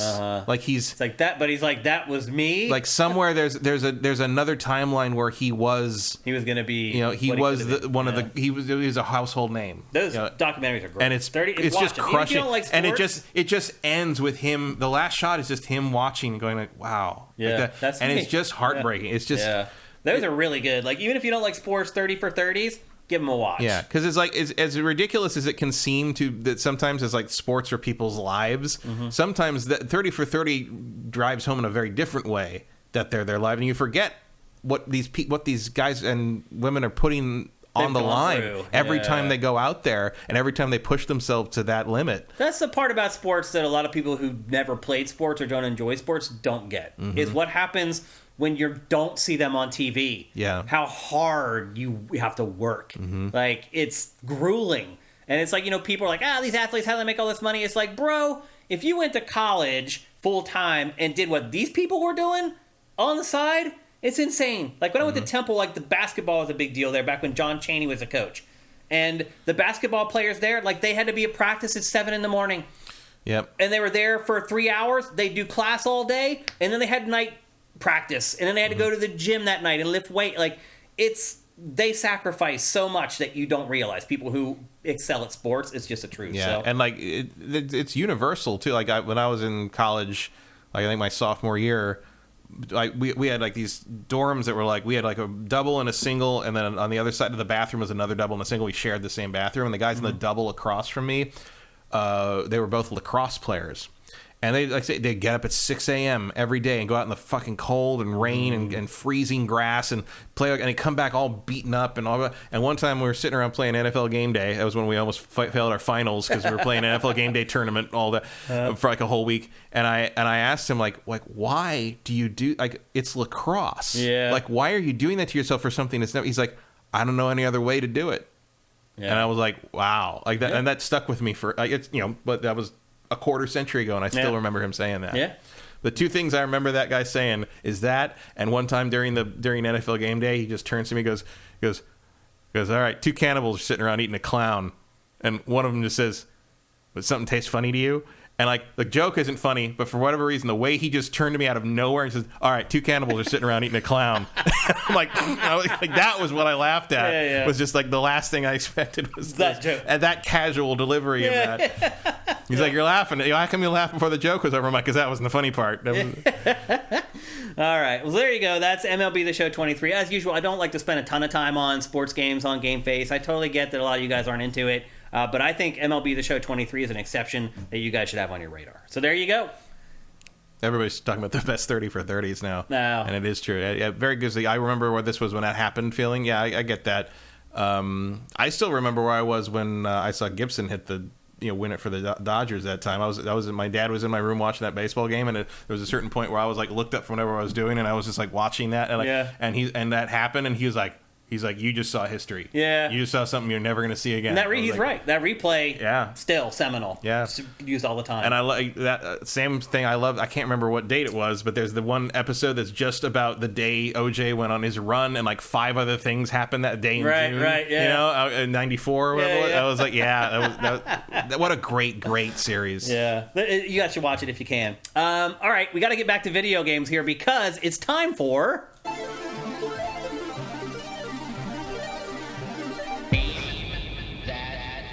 It's time for Name That Game, people, which is a little game that we play here on GameFace where I show you 5 screenshots and... Oh, wait, Matt, there it is. Where I show you 5 screenshots and you try to guess the name of the game. Oh. You got to pick the I got to pick the distance. Duration. Okay, got it. Or not. It won't let me. That's weird. I'm trying to put it on slow mode. I don't know. It won't let me. That is odd. It's there, but it won't do it. Are you not a mod in your own chat? It may be.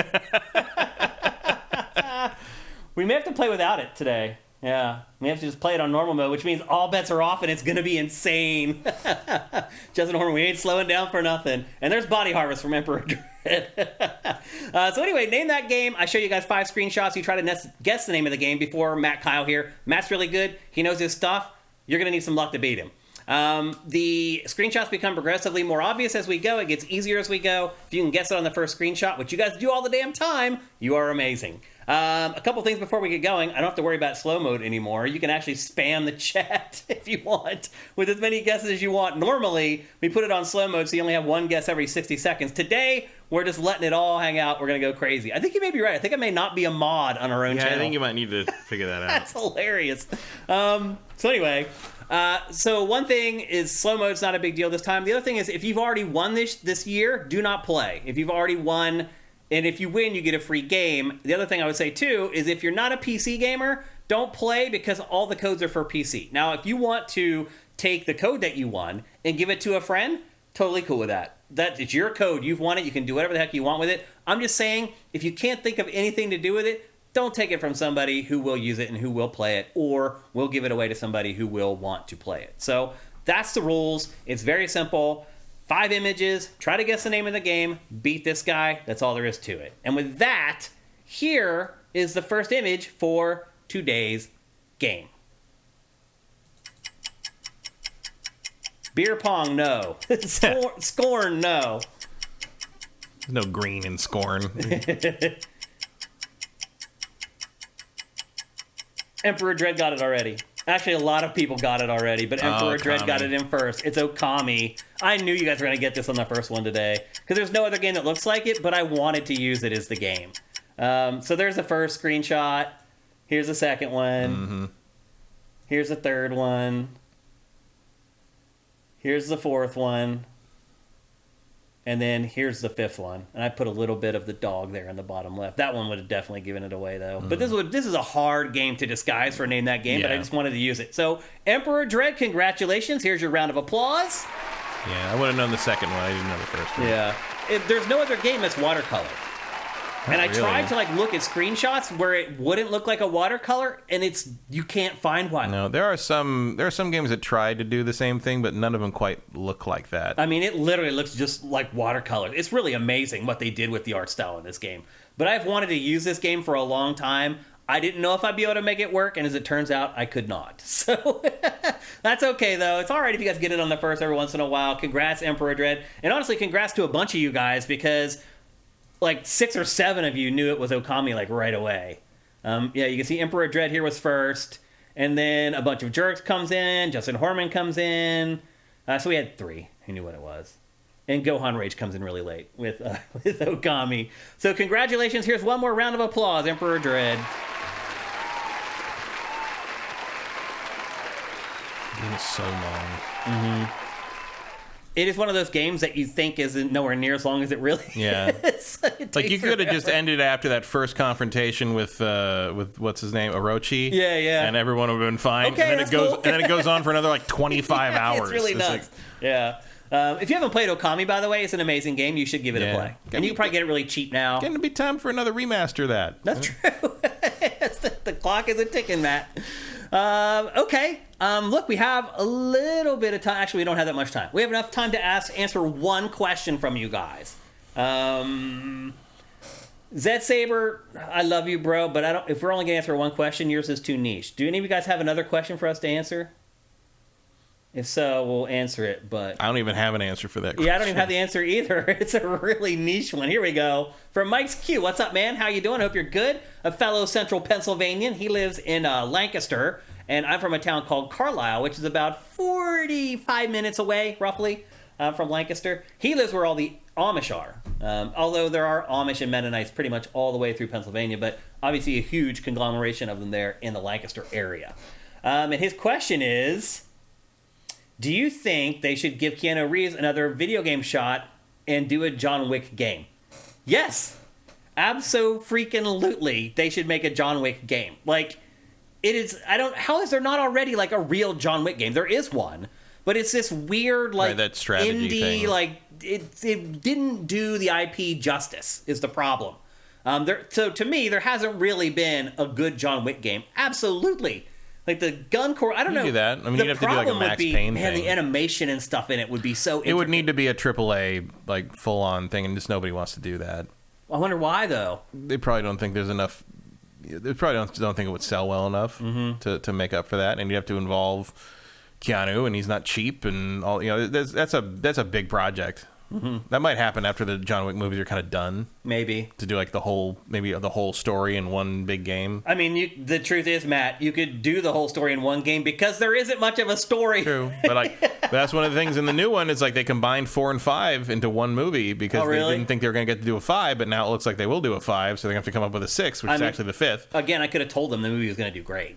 It's too long. Is it too long? It's 3 hours. That's too long. Because those movies are really just one gun battle after another, strung together with. It's kind of like Breath of the Wild. Well, this one is things we're going to do this. Okay, we're going to fight our way up the stairs. Oh no, he fell back down the stairs. He has to do it again because we had another bunch of ideas for how you could fight up a stairwell, and we're going to use all of them because we don't think we're going to get to do this again. So it's it's weird. It's everything's about twice as long as it should be, and everything's cool. Like they're all doing amazing things, but you're like, oh, this is still going. It's like it is like a video game level. It's like it's like how like it's really cool to fight your way up those stairs in Ninja Gaiden 2, but if you had to watch that in a movie, it'd be like, okay, get on with it. What is this? The raid? Come on. It's weird. It's. Yeah.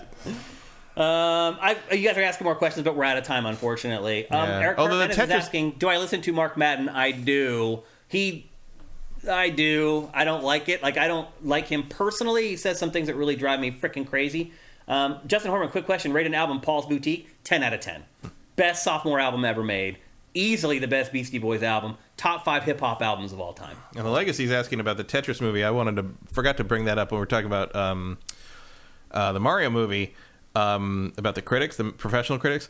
One of the guys who wrote a review of the Tetris movie confessed at the beginning of the review in a little note that he had never heard of Tetris before this movie. And I'm like, this guy's our age. Like, he's like our age. I'm like, and it's not like, look, not everybody has to be in video games. Not everybody has to be possible. But like, how do you live 40 some years on this earth over the last 40 some years? And how do you work in pop culture? Like you're a film critic. You literally work in pop culture and arts and entertainment. How I don't even know how I'd manage to avoid to know what Tetris is. Like I don't. That's astounding to me.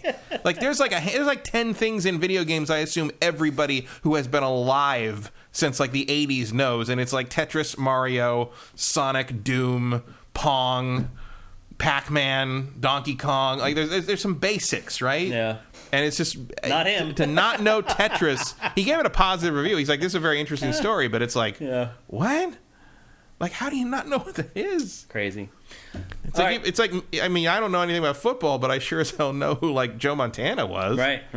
Yep. All right, well, we're out of here for GameFace 337. If you're listening to this on any of the podcast services or you're watching it on YouTube, please head to patreon.com/sifted, SIFTD without the E, and give us a pledge. It's the only way we're going to survive. That's where we get all our money from. You can also help us out with Twitch Prime. You technically give us a free $2.50, but we end up getting like $1.25. It's so weird that Twitch takes $1.25 from Amazon.